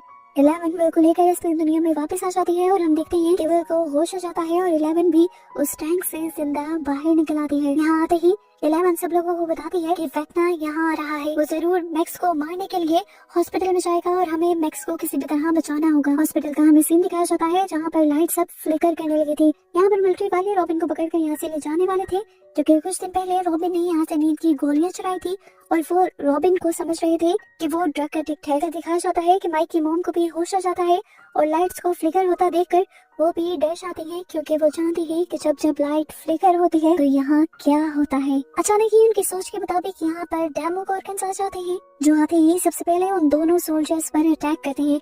वो सोल्जर अपने आप को बचाने के लिए उनके ऊपर गोलियां भी चलाते हैं, पर डेमोगोर्गन्स पर उनका कोई असर नहीं हो रहा था। यहाँ पर रॉबिन विक्की को लेकर यहाँ से निकल जाती है, जबकि और भी डेमोगोर्गन्स उनकी तरफ बढ़ने लग जाते हैं। इस टाइम रॉबिन समझ गई थी कि जरूर ये डेमोगोर्गन्स मैक्स को लेने के लिए यहाँ पर आए हैं, इसलिए वो फौरन लूकस को इन्फॉर्म करना चाहते थे। वो मैक्स के रूम में लूकस को कॉल करते हैं, पर लूकस गाना चलने की वजह से फोन की आवाज सुन नहीं पाता, इसीलिए वो फोन को हॉस्पिटल स्पीकर के साथ कनेक्ट कर लूकस को बताती है कि मैक्स को लेकर यहाँ से भाग जाओ, क्योंकि उसे लेने के लिए डेमोगोर्गन्स यहाँ पर आ गए हैं। कैरन भी ये वार्निंग सुन चुकी थी। लूकस भी बिना टाइम वेस्ट किए मैक्स को लेकर लिफ्ट के अंदर चला जाता है और इससे पहले कि डेमोगोर्गन उन्हें देखकर उनके सामने आ जाते हैं, फाइनली लिफ्ट का दरवाजा बंद हो जाता है और मैक्स बच जाते हैं। हॉस्पिटल में दिखाया जाता है कि लूकस, मैक्स, रॉबिन, उसकी फ्रेंड और कैरन ये चारों डेमोगोर्गन से बचने के लिए एक खास जगह पर छुप जाते हैं और यहाँ पर रॉबिन की दोस्त उससे माफी मांगती है और कहती है, मुझे माफ कर देना, मैंने तुम पर बिलीव नहीं किया। मुझे भी बाकी लोगों की तरह लगा कि तुम ड्रग एडिक्ट हो, इसीलिए तुम ऐसी मोस्टर्स वगैरह की बातें कर रही हो, और अब मुझे यकीन आ गया है और अब मैं तुम्हारा साथ दूंगी। रॉबिन भी यहाँ पर उसे माफ कर देती है। यहाँ पर हमें दिखाया जाता है कि लूकस ने अभी भी वो गाना चलाया हुआ था ताकि दूसरी तरफ मैक्स को रास्ता मिलता रहे, लेकिन इस खाने की आवाज की वजह से डेमोगोर्गन्स यहाँ पर भी आ जाते हैं। इससे पहले कि वो डेमोगोर्गन्स आकर इन लोगों पर हमला करते थे, वो डेमोगोर्गन्स एक चलती हुई लॉन्ड्री से डिस्ट्रैक्ट हो जाते हैं। दिखाया जाता है कि उसके अंदर एक गैस सिलेंडर था और उसके चलने की वजह से वो गैस सिलेंडर ब्लास्ट होता है और वो तीनों डेमोगोर्गन्स मर जाते हैं और इनको मारने का प्लान था असल में मैक्स की मॉम कैरन का। इधर अपसाइड डाउन में हमें दिखाया जाता है कि मैक्स को वो पोर्टल मिल जाता है जिससे वो अपनी दुनिया में जा सके। वो हॉली से कहते हैं कि आज तुम ना होती तो मैं यहाँ से बाहर कभी ना निकल पाती, तुम मेरे साथ नहीं जा सकती क्योंकि वहाँ पर तुम्हारी बॉडी नहीं है, लेकिन मैं जानती हूँ तुम बहुत ही हिम्मत वाली हो और तुम अपने लिए रास्ता ढूंढ लोगी। मुझसे वादा करो तुम हार नहीं मानोगी। यहाँ पर होली और मैक्स एक दूसरे को गले लगा लेते हैं, जिसके बाद मैक्स अपनी पोर्टल की तरफ भाग जाती है और सीन कट होकर हमें रियल वर्ल्ड में मैक्स को दिखाया जाता है, जिससे होश आ जाता है और लूकस बहुत ही ज्यादा एक्साइटेड हो जाता है। मैक्स अपने दोस्तों को देखती है और हैरान होती है। ऐसे कुछ देर के लिए तो यकीन नहीं आता कि ये सब कुछ रियल है। रॉबिन की दोस्त जो कि नर्स है वो उससे कहती है, तुम दिमाग पर ज्यादा जोर मत डालो, काफी अरसे बाद तुम्हें होश आया है। मैक्स यहाँ पर लूकस को गले लगा लेती है और वो रो ही रही होती है कि इतने में यहाँ पर 11 के साथ बाकी सभी लोग भी आ जाते हैं और वो भी मैक्स को होश में आया देखकर बहुत ही ज्यादा खुश होते हैं। इस टाइम पर अब मैक्स सब लोग को बताती है कि वो होली की वजह से यहाँ आ पाई है और अब मेरे यहाँ आने की वजह से हेनरी बहुत ज्यादा गुस्सा होगा और वो होली के साथ कुछ भी बुरा कर सकता है। अपसाइड डाउन के अंदर हमें दिखाया जाता है कि वेक्ना ने होली की बॉडी को जहाँ पर रखा हुआ था, होली को वहाँ पर होश आ जाता है। वो अपने मुंह से वेक्ना का टेंटिकल उतार देती है और इस जाल से बाहर निकल जाते हैं। वो इस पूरी जगह को देखकर हैरान थी और तभी उसकी नजर वेक्ना पर पड़ती है, जिसने अपने सभी टेंटिकल उन सभी बच्चों के साथ जोड़े हुए थे। वो अब इस जगह से बाहर निकलती है और देखती है कि ये जगह बहुत ही अजीब और खौफनाक थी। पहले वो जिस दुनिया में थी वो सिर्फ उनकी इमेजिनरी दुनिया थी, असल अपसाइड दुनिया तो ये थी जो वो अब देख रही थी। ये सारी चीजें देखकर वो बहुत ज्यादा डर जाती है और इतने में हम देखते हैं कि वेक्ना भी नीचे उतर आता है। सीन कट होकर अब हमें नैन्सी और जोनाथन को दिखाया जाता है जो इस जगह से बाहर निकलने की कोशिश कर रहे थे। तभी उन्हें एक दीवार टूटने की आवाज आती है और ये लोग डर जाते हैं, लेकिन पता चलता है कि दीवार तोड़ने वाला कोई और नहीं बल्कि स्टीवी था और उसे देखकर इनके जान में जान आती है। ये चारों एक दूसरे के गले लगते हैं और सुकून का सांस लेते हैं ये देखकर कि ये चारों ही जिंदा थे। दूसरी तरफ हमें दिखाया जाता है कि ओली अभी भी वेक्ना से बचने की कोशिश कर रही थी। एक जगह उसे जमीन के नीचे से रोशनी निकलती हुई दिखाई देती है, इसीलिए वो पत्थर उठाती है और वहाँ पर जंप कर देते हैं। ये जगह बहुत नीची थी, जंप करने की वजह से वो जोर से चिल्लाती है और नीचे वाली दुनिया में हमें पता चलता है कि नैन्सी और उसके साथी थे जो अब होली की आवाज को सुन भी चुके थे और पहचान भी चुके थे। सीन कट होकर हमें विल को दिखाया जाता है जो बहुत ही ज्यादा परेशान है क्योंकि वेक्ना ने उसे बताया है कि वो उसे जासूस बनाकर इस दुनिया को तबाह करेगा। इस टाइम पर उसकी मॉम आकर उसे मैक्स के होश में आने की खुशखबरी देती है, पर यह खबर भी उसे खुश नहीं करती। विल अपनी मॉम को बताता है कि मैं बहुत ज्यादा परेशान हूँ क्योंकि आज वही दिन है जब वेक्ना अपने प्लान को अंजाम देगा। वो बहुत ही ज्यादा रो रहा था और उसकी मॉम उसे हौसला देने की कोशिश करती है और विल कहता है प्लीज मॉम झूठ मत बोले, आपको कुछ नहीं पता, वेक्ना सब जानता है। वेक्ना जानता है कि मैं कितना कमजोर हूँ, उसी ने मुझे इस्तेमाल किया था। आपको पता है अपसाइड डाउन की तरफ से इस दुनिया में जितने भी मॉन्स्टर्स आते हैं वो उन्हीं टनल्स के जरिए आते हैं जो मैंने बनाई थी, जो मेरी मदद से वेक्ना ने बनाई थी। उसने एक मुझसे एक बच्चे से इतना काम करवा लिया कि अपसाइड डाउन और इस दुनिया को छोड़ दिया। तो आप सोचिए वो 12 बच्चों से क्या कुछ करवा सकता है। यहाँ पर जॉयस यानी उसकी मॉम उसे हौसला देते हुए कहती है कि वो मॉन्स्टर जीत नहीं पाएगा क्योंकि अब उसके पास 12 बच्चे नहीं रहे, उसके पास हॉली नहीं है। यहाँ दुनिया में मैक्स सब लोगों को बताती है कि उसने हॉली को कहा था कि वो अपसाइड डाउन में अपने घर जाकर छुप जाए और अगर अब इन्हें हॉली को ढूंढना है तो अपसाइड डाउन में उसके घर में उसे ढूंढना होगा। ये लोग अभी यहाँ पर बात ही कर रहे थे कि अचानक यहाँ पर मिलिट्री वाले आ जाते हैं जो मैक्स को लेकर जाना चाहते थे। ये बात जैसे ही लोगों को पता चलती है तो ये लोग मैक्स को लेकर यहाँ से निकल जाते हैं। यहाँ पर हमें दिखाया जाता है कि वो साइंस टीचर भी अब ट्रैकर बनाने में कामयाब हो गए थे और उसी ट्रैकर की वजह से ये लोग डीजे अपसाइड डाउन में डस्टिन से कांटेक्ट करने में कामयाब हो पाते हैं। वो डस्टिन को बताते हैं कि हॉली अपसाइड डाउन के अंदर अपने घर में छुपी हुई है, उसे वहाँ जाकर ढूंढो। पर डस्टिन बताता है हम वहाँ चले गए हैं, हॉली अभी तक उन्हें नहीं मिली। अब 11 दोबारा हॉली को ढूंढने के लिए अपसाइड डाउन में जाने को डिसाइड करती है और अपसाइड डाउन में जाने के लिए ये लोग मिलिट्री बेस वाला रास्ता लेने का फैसला करते हैं। ये लोग चुपके से मिलिट्री बेस के अंदर तो चले जाते हैं पर जहाँ से पुराना अपसाइड डाउन का दरवाजा खुला था वहाँ पर अब मेटल शील्ड्स लगी हुई थी और सामने कैमरास भी लगे हुए थे। साइंस टीचर कहता है कि मैं उन कैमरास को डिसेबल कर सकता हूँ, लेकिन उसके कहने से पहले ही 11 अपनी पावर से उस कैमरास को तोड़कर गिरा देती है और साइंस टीचर शॉक खड़े रह जाते हैं। जिसके बाद वो उन मेटल प्लेट्स को भी अपनी पावर से खोल लेती है। जिसके बाद हमें दिखाया जाता है कि वो सारे अपसाइड डाउन के अंदर पहुंच जाते हैं और फाइनली अपने बाकी साथियों से भी मिल लेते हैं। यहाँ पर बाकी साथी उन्हें बताते हैं कि उन्होंने हॉली को नीचे आते हुए देखा तो था लेकिन वो पूरी तरह नीचे आई ही नहीं थी, हवा में से ही किसी ने उसे पकड़कर ऊपर की तरफ खींच लिया था। दिखाया तो नहीं गया लेकिन हम जानते हैं कि वो वेक्ना ही था। यहाँ वेक्ना हॉली से कहता है परेशान मत हो, ये सारी चीजें जल्द ही खत्म हो जाएंगी। सीन के टुकड़े में दिखाया जाता है कि वो साइंटिस्ट अब अपनी सार्जेंट से मिलने के लिए आते हैं। यहाँ पर बहुत सारे सोल्जर्स जख्मी थे और ये सब तभी जख्मी हुए थे जब वेक्ना अपने बहुत सारे डेमोगॉर्गन्स के साथ दुनिया में आया था। सार्जेंट उन्हें बताते हैं कि हम पर हमला करने वाले कोई मॉन्स्टर्स थे, बहुत ही ताकतवर मॉन्स्टर्स जिनके लिए हमें हराना कोई बड़ी बात नहीं थी। हम बच भी गए हैं, ये भी बहुत बड़ी बात है। ये बात सुनकर साइंटिस्ट वहाँ से निकल आते हैं और अपने स्पेशल एजेंट से कहते हैं कि यहाँ पर और सोल्जर्स बुला लो, हमें यहाँ पर और सोल्जर्स की जरूरत पड़ने वाली है। तो यहाँ पर वो एजेंट पूछता है कि आखिर उस नीचे वाली दुनिया में ऐसा है क्या जिसकी वजह से आप सोल्जर्स पर सोल्जर्स मंगवाती जा रही हैं, आप कुछ छुपा रही है क्या? साइंटिस्ट उसे कोई जवाब नहीं देती और कहती है कि अपने काम से काम रखो और तुम्हें अपने सिर्फ मिशन पे ध्यान देना है और तुम्हारा मिशन सिर्फ 11 को ढूंढना है। ये बात सुनकर अब एजेंट को भी गुस्सा आ जाता है और वो साइंटिस्ट से कहता है आपको सिर्फ एक लड़की ही पड़ी है और यहाँ पूरा शहर खतरे में है, पता नहीं कैसे कैसे मॉन्स्टर्स शहर पर हमला कर रहे हैं। तो ये देखकर वो साइंटिस्ट उस आदमी को ही पकड़ लेती है और मारने लगती है और बताती है कि वो ड्रैगन्स वो मॉन्स्टर उसी लड़की की वजह से यहाँ पर आ रहे हैं और मुझे वो लड़की हर हाल में चाहिए। अभी साइंटिस्ट उस एजेंट को छोड़ती ही है कि उसे खबर मिल जाती है कि मिलिट्री बेस के सामने जो पहले दरार बनी थी अपसाइड डाउन की, उसे छेड़छाड़ की गई है और उसे खोल दिया गया है। हम देखते हैं कि उसी दरार की मदद से स्टीव, डस्टिन और बाकी सारे साथी अपसाइड डाउन से वापस आने में कामयाब हो जाते हैं। यहाँ पर विल भी अब फाइनली आकर मैक्स को मिलता है और उसे गले लगाता है। मैक्स भी उसे गले लगाती है और उसे कहती है मुझे तुम्हारी पावर्स पे यकीन हो गया है, तुम्हारी पावर्स बहुत अच्छी हैं। मुझे तो यही नहीं समझ आया कि तुमने किस तरह से वेक्ना को कंट्रोल किया और हमें मैसेज दिया। तुम ना होते तो मैं आज इस दुनिया में ना होती। ये लोग अब अपनी नई प्लानिंग के लिए रेडियो स्टेशन के अंदर आ जाते हैं और मैक्स अभी भी हॉली के लिए परेशान है और ये लोग हॉली को ही बचाने का प्लान बना रहे हैं। यहाँ पर अब डस्टिन सबसे पहले आकर इन्हें अपसाइड डाउन की सच्चाई बताता है और कहता है कि वो कोई दूसरी दुनिया नहीं है, वो सिर्फ एक ऐसा ब्रिज है जो स्पेस और टाइम को चीर कर बना है। वैसे तो ये बहुत ही ज्यादा अनस्टेबल है, कभी भी टूट सकता है, लेकिन एक्सोटिक मैटर की वजह से ये वहीं पर टिका हुआ है। वो बताता है कि हम इसे वर्म होल का नाम दे सकते हैं और ये वर्म होल हमारी दुनिया को एक काली दुनिया से कनेक्ट करता है, उसे एबिस कह सकते हैं हम। डस्टिन बताता है कि यही काली दुनिया उन मॉन्स्टर्स का और डेमोगॉर्गन का घर है। ये लोग सारी बातें सोचते रहते हैं कि आखिर वो डेमोगॉर्गन्स और वेक्ना यहाँ कैसे आया। वो बताते हैं कि डॉक्टर मार्टिन ने 11 के जरिए हेनरी को उसी एबिस के अंदर भेज दिया था। सालों वो उसी एबिस में रहा, लेकिन फिर डॉक्टर मार्टिन को दोबारा से हेनरी की जरूरत पड़ी और उन्होंने 11 के जरिए हेनरी को ढूंढने की कोशिश की। और जब 11 ने हेनरी को अपनी दुनिया में लाने की कोशिश की, उसी कोशिश की वजह से ये ब्रिज बना। अब हेनरी जो अपने आप को एक वेक्ना की शक्ल दे देता है, एक मॉन्स्टर की शक्ल दे देता है, इसी ब्रिज के जरिए वो बहुत सारे डेमोगॉर्गन्स के साथ बार बार इस दुनिया में आता है। यहाँ पर मैक्स बताते हैं कि हेनरी ने हॉली से कहा था कि वो दोनों दुनिया को एक करना चाहता है, यानी वो एबिस को और इस दुनिया को एक करना चाहता है। अगर इस तरह हुआ तो ये पूरी दुनिया काले अंधेरे में डूब जाएगी, एक तरह से तबाह हो जाएगी।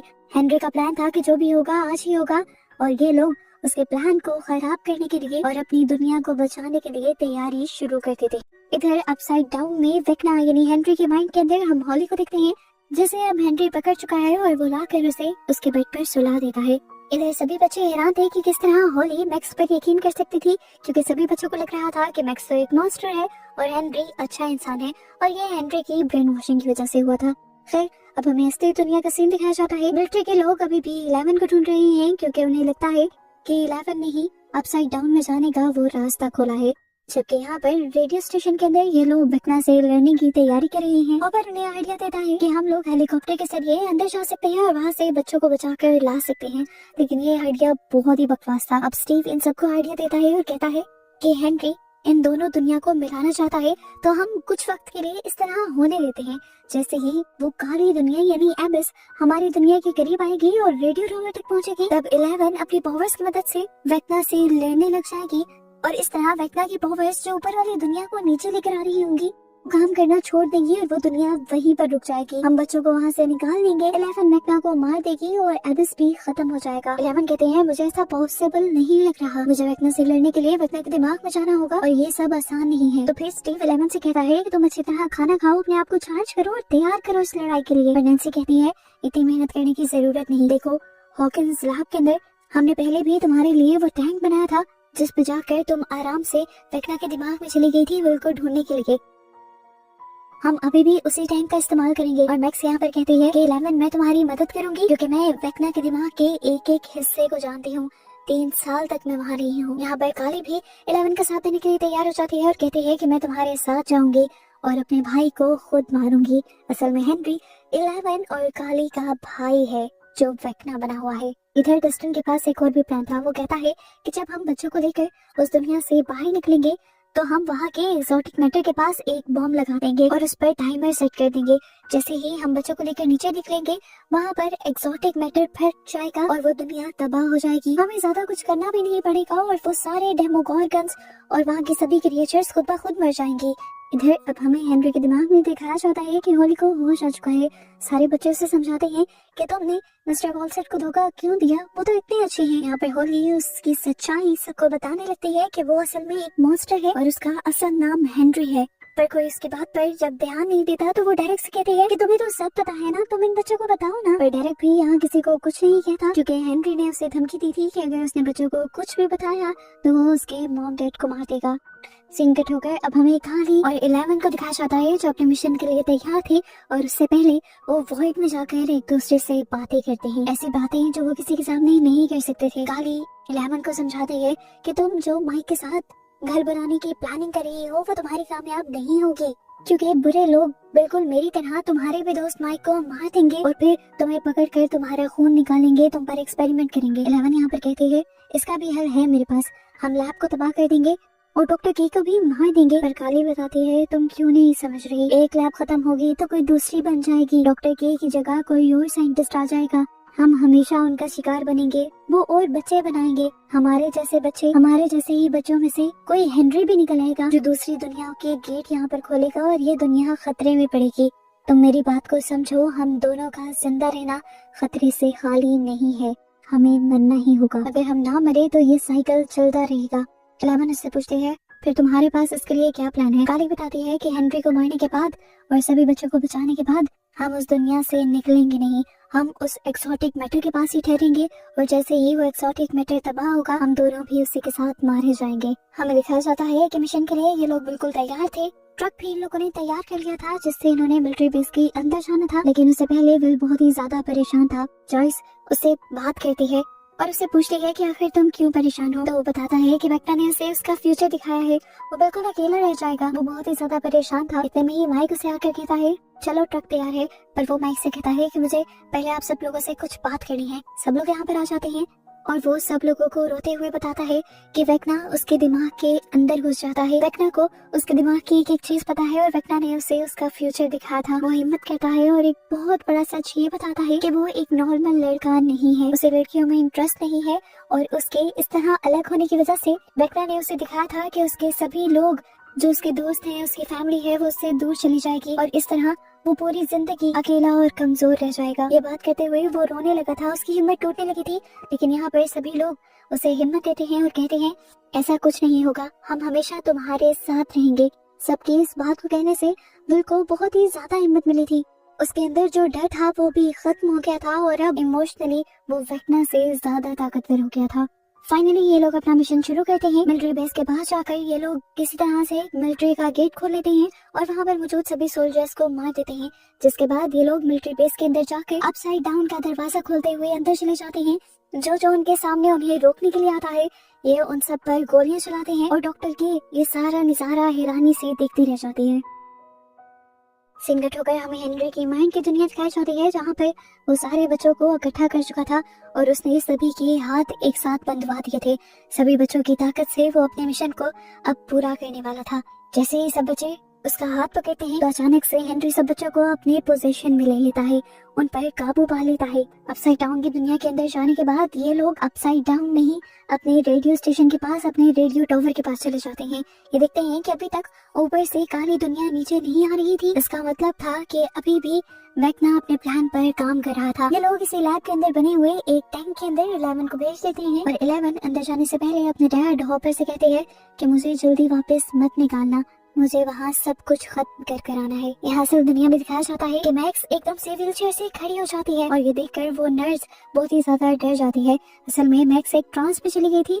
देख तो मैक्स इसी दुनिया में रही थी लेकिन वो अपने दिमाग के जरिए वॉइड में पहुंच गई थी जहाँ से वो काली और 11 की मदद कर सकती थी वेक्ना के दिमाग में जाने पर। यहाँ पर दिखाया जाता है कि वो काली दुनिया भी अब नीचे आने लगी थी। इनके पास ज्यादा टाइम नहीं था, बस कुछ ही मिनट थे। मरे ये बात जल्दी से रेडियो से सब लोगों को बता देता है और सब लोग तैयार हो जाते हैं। हमें दिखाया जाता है कि वो तीनों लड़कियां इस टाइम 11 के दिमाग के अंदर थी। यहाँ पर उन्हें वेक्ना तो मिल जाता है लेकिन ये वेक्ना को मार नहीं पा रही थी। वेक्ना का हाथ पकड़कर ये लोग हेनरी के पास्ट की मेमोरीज के अंदर चले जाते हैं और यहीं पर इन्हें बहुत सारे इशारे मिलते हैं जिनसे इन्हें पता चलता है कि काली दुनिया अब नीचे आने लगी है। यहाँ पर काली दुनिया तेजी से नीचे आ रही थी और काली दुनिया का दरवाजा उस टॉवर के किनारे से टकरा जाता है जिसकी वजह से ये टॉवर टूटने लग जाता है और ये सब हिलने लग जाते हैं। स्टीव तो नीचे भी गिरने वाला होता है लेकिन जोनाथन उसका हाथ पकड़कर उसे बचा लेता है। उधर 11 के दिमाग के अंदर जहाँ वो हेनरी से लड़ने के लिए आई थी उन्हें अभी तक हेनरी नहीं मिलता। मैक्स उन्हें लेकर जल्दी से हेनरी के घर चली जाती है और वहाँ पर वो देखते हैं कि हेनरी ने सभी बच्चों को पोजेस किया हुआ था। 11 जल्दी से अपनी पावर से हेनरी को वहाँ से उठाकर दूर फेंकती है और सभी बच्चे एकदम से उसके पोजीशन से बाहर निकल आते हैं। सभी बच्चों की पावर्स टूटने की वजह से काली दुनिया का भी ऊपर से नीचे आना रुक जाता है और यहाँ पर ये सभी लोग जो मरने वाले थे वो भी बच जाते हैं। यहाँ पर मैक्स हॉली को गले लगाती है और सभी बच्चों से कहती है कि मैं तुम सबको बचाकर यहाँ से ले जाऊंगी, पर कोई भी बच्चा उस पर एतबार नहीं कर रहा था। वो बच्चे कहते हैं कि तुम तो मॉन्स्टर हो, लेकिन मैक्स सबको यकीन दिलाती है कि मैं मॉन्स्टर नहीं हूँ और वो ये बात साबित करने का भी फैसला करती है। हमें दिखाया जाता है कि बाकी सब लोग भी एबिस के अंदर यानी उस काली दुनिया के अंदर आ गए थे और यहाँ पर हेनरी भी अपनी पावर्स को वापस हासिल करते हुए जैसे ही अपने टेबल पर आता है तो देखता है कि वहाँ पर उसके बच्चे नहीं थे और ये देखकर वो बहुत ज्यादा गुस्से में आ जाता है और इस चीज का बदला 11 से लेने लगता है। 11 के नाक से खून निकलने लगता है और हेनरी उसे मेंटली टॉर्चर करते हुए उससे पूछता है बताओ बच्चे कहाँ हैं।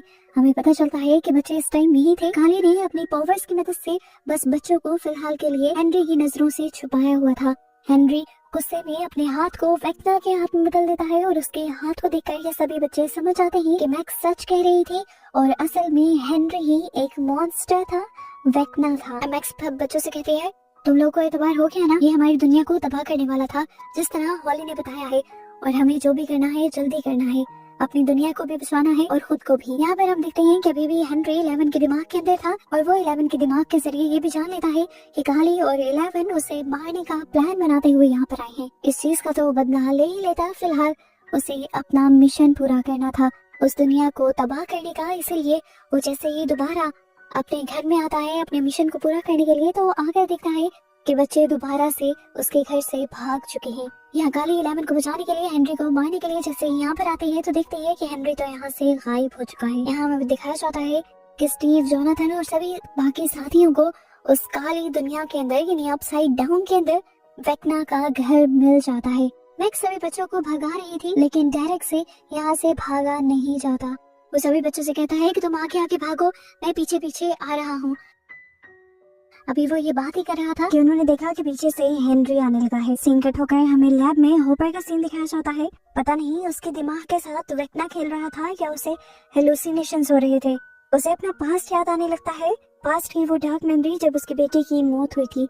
वो उससे बहुत ज्यादा डिस्टर्ब हो जाता है और यहीं पर वेक्ना उसके दिमाग में काली और 11 का वो प्लान भी डाल देता है, जिससे उसे पता चलता है कि 11 अपसाइड डाउन को खत्म करने के साथ साथ अपने आप को भी खत्म करने वाली है। ये सारी बात जानकर वो बहुत ज्यादा दुखी हो जाता है और अगले ही पल उसे दिखता है कि सामने उसके वेक्ना है। वेक्ना को मारने के लिए वो उस पर गोली चलाता है, पर असल में वो गोली उस टैंक पर चला रहा था जिसके अंदर 11 थी। जिस टैंक के अंदर जाकर 11 ने अपने आप को वेक्ना से जोड़ा हुआ था। यहाँ पर टैंक लीक कर जाता है और हमें पता चलता है कि एक गोली 11 को भी लग गई थी। 11 को बचाने के लिए होपर वो टैंक तोड़ देता है। 11 वहाँ से बाहर निकल आती है, उसका कनेक्शन वेक्ना के साथ टूट जाता है और इसी के साथ हेनरी यानी वेक्ना के दिमाग के अंदर से मैक्स, काली और 11 गायब हो जाते हैं। गायब होने से पहले मैक्स होली से कह गई थी कि इन सभी बच्चों को लेकर उसी घर में चले जाओ जहाँ पे हेनरी आ नहीं पाता। यहाँ पर होपर बाहर निकालकर जब 11 को देखता है तो उसे पता चलता है 11 बिल्कुल ठीक थी और ये सब जो हुआ था वो सिर्फ वेक्ना का एक प्लान था इन लोगों को कमजोर करने का। रियल वर्ल्ड में हमें दिखाया जाता है कि साइंटिस्ट वहाँ होने वाली सारी चीजों का पता चला रही थी। वो जब इनके रेडियो स्टेशन की तलाशी लेती हैं तो उन्हें मैक्स के बारे में पता चल जाता है।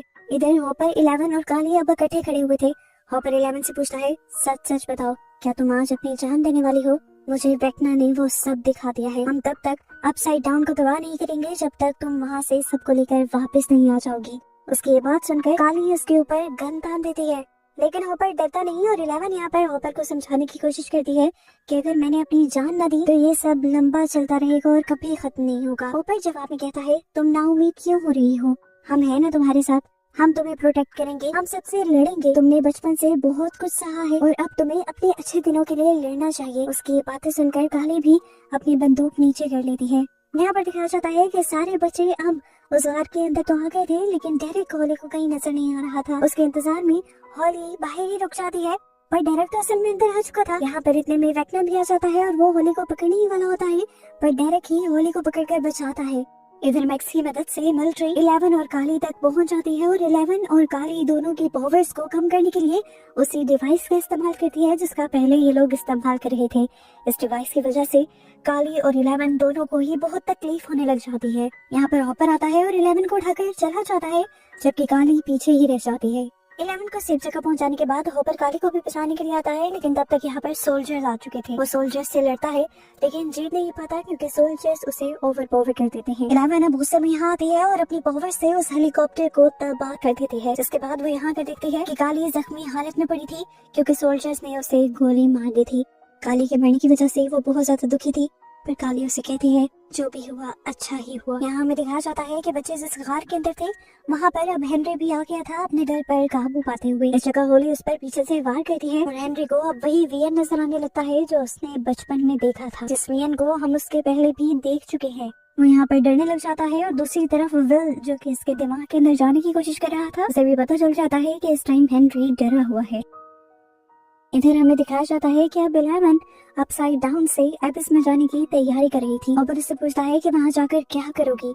11 उसे कहती है कि मैं उस जगह को तबाह कर दूंगी, चाहे मैं बच पाऊँ या ना पाऊँ। वो अब अपना ब्रेसलेट उतार कर हॉपर को देती है, जो हॉपर ने अपनी बेटी का उसे दिया था, और कहती है कि मैं आपकी बेटी नहीं हूँ, लेकिन मैं मानती हूँ कि आपने मुझे अपनी बेटी से ज्यादा प्यार दिया। हमें दोबारा हेनरी का विजन दिखाया जाता है जब उसने साइंटिस्ट को मारा था। उसने साइंटिस्ट को मारकर जब साइंटिस्ट का सूटकेस खोला तो उसके अंदर माइंड फ्लेयर था। जैसे ही हेनरी ने माइंड फ्लेयर को पकड़ा तो उसे एक अजीब सी दुनिया से आवाज आई कि मुझे ढूंढो, और यहाँ पर हेनरी को एक अजीब सा अटैक होने लगा और साइंटिस्ट ने उससे कहा कि अब तुम जहाँ चले गए हो वहाँ जाकर लड़ो, अपने लिए लड़ो, अपनी एक एग्जिस्टेंस बनाओ, वरना वो चीज तुम्हें खा जाएगी। हेनरी माइंड फ्लेयर की ताकत को ढूंढने लग जाता है और उसी ताकत को ढूंढते हुए वो अनजाने में साइंटिस्ट को मार देता है और उसकी आंखें भी फाड़ देता है। और इस सब के बाद वो डर कर वहाँ से भाग जाता है। विल जो अभी तक हेनरी के दिमाग से उसकी मेमोरी देख रहा था, अब खुद भी रोने लगा था। उसे एहसास हुआ कि हेनरी की कोई गलती नहीं थी, वो तो खुद एक बच्चा था और उसे माइंड फ्लेयर ने ही ट्रैप कर लिया था। हेनरी के दिमाग में वो हेनरी को समझाने की कोशिश करता है कि देखो जो हुआ वो पास्ट था,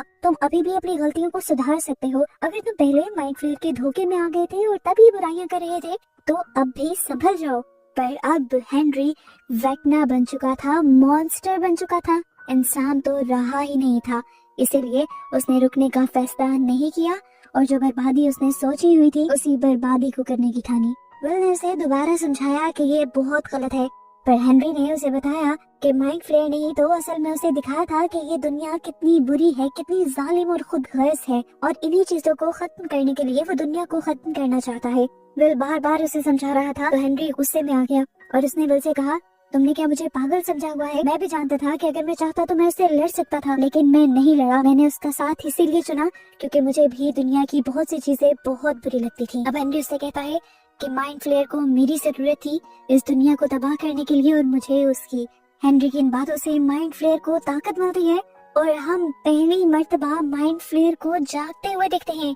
जिस जगह को असल में हम वेक्ना का घर समझते थे वो खुद माइंड फ्लेयर था, सबसे बड़ा मॉन्स्टर। अपसाइड डाउन के अंदर माइंड फ्लेयर इन सारे दोस्तों के पीछे पड़ जाता है और ये सारे अपनी जान बचाकर भागते हैं, पर बड़ा सा माइंड फ्लेयर जैसे ही अपना एक टेंटिकल आगे रखता है तो डस्टिन उसके टेंटिकल में फंस जाता है और उसके सारे दोस्त उसे यहाँ पर बचाने के लिए आ जाते हैं। हमें दिखाया जाता है कि अब माइंड फ्लेयर से लड़ने के लिए फाइनली 11 यहाँ आ गई थी, जिसने आते ही अपने दोस्तों को पीछे किया और माइंड फ्लेयर की तरफ भागी। माइंड फ्लेयर के अंदर वो वेक्ना के पास गई और उसने देखा कि वेक्ना ही माइंड फ्लेयर को कंट्रोल कर रहा था और अब उसने वेक्ना को नीचे गिरा लिया। बाकी सभी दोस्त भी 11 की मदद करना चाहते थे, इसीलिए ये लोग प्लान बनाते हैं कि ये लोग ऊपर पहाड़ियों के ऊपर चढ़कर वेपन्स लेकर तैयार रहेंगे और कोई एक माइंड फ्लेयर को अपनी तरफ अट्रैक्ट करते हुए यहाँ तक लेकर आएगा। ये काम नैन्सी करती है और उसके ऊपर गोलियां चलाते हुए उसे एक पहाड़ी के पास ले आती है जहाँ पर ये लोग पहले से ही तैयार होते हैं और आग के साथ माइंड फ्लेयर पर हमला कर देते हैं।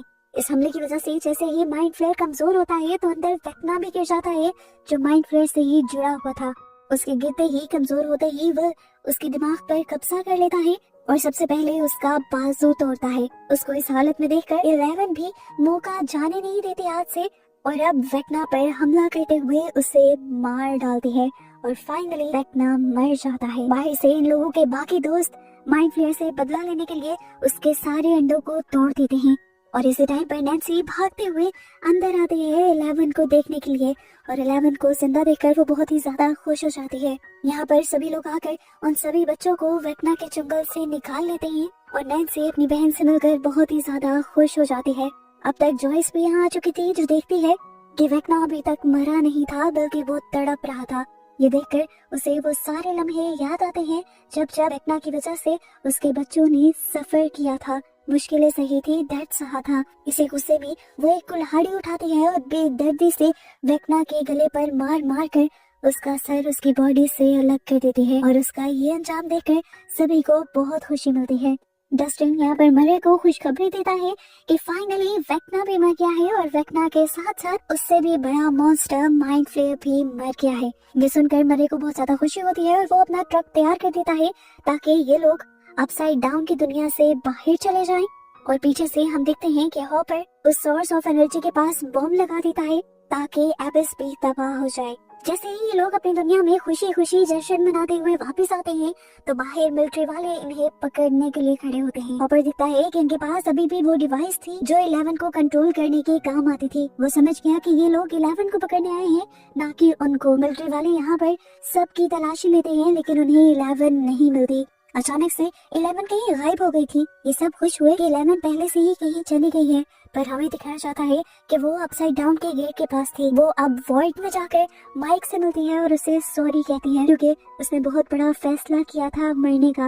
वो माइक को कहती है कि तुमने मुझे हमेशा समझा है और मैं जानती हूँ तुम मुझे आज भी समझ जाओगे, मेरा जिंदा रहना ठीक नहीं। ये कहकर वो माइक को गले लगाती है और फिर उनकी ये सोच खत्म हो जाती है। हम देखते हैं कि अपसाइड डाउन में एक बहुत बड़ा धमाका होता है और उसी धमाके में 11 भी गायब हो जाती है और असल दुनिया में दिखाया जाता है कि अपसाइड डाउन का दरवाजा भी हमेशा हमेशा के लिए बंद हो जाता है, यानी वो पोर्टल बंद हो जाता है, जिससे ये लोग समझ जाते हैं कि अपसाइड डाउन वाली वो दुनिया मिट चुकी है। अब सीन कट होकर हमें 18 माह बाद का सीन दिखाया जाता है, जहाँ पर अब हॉकिन बिल्कुल नॉर्मल शहर बन गया है।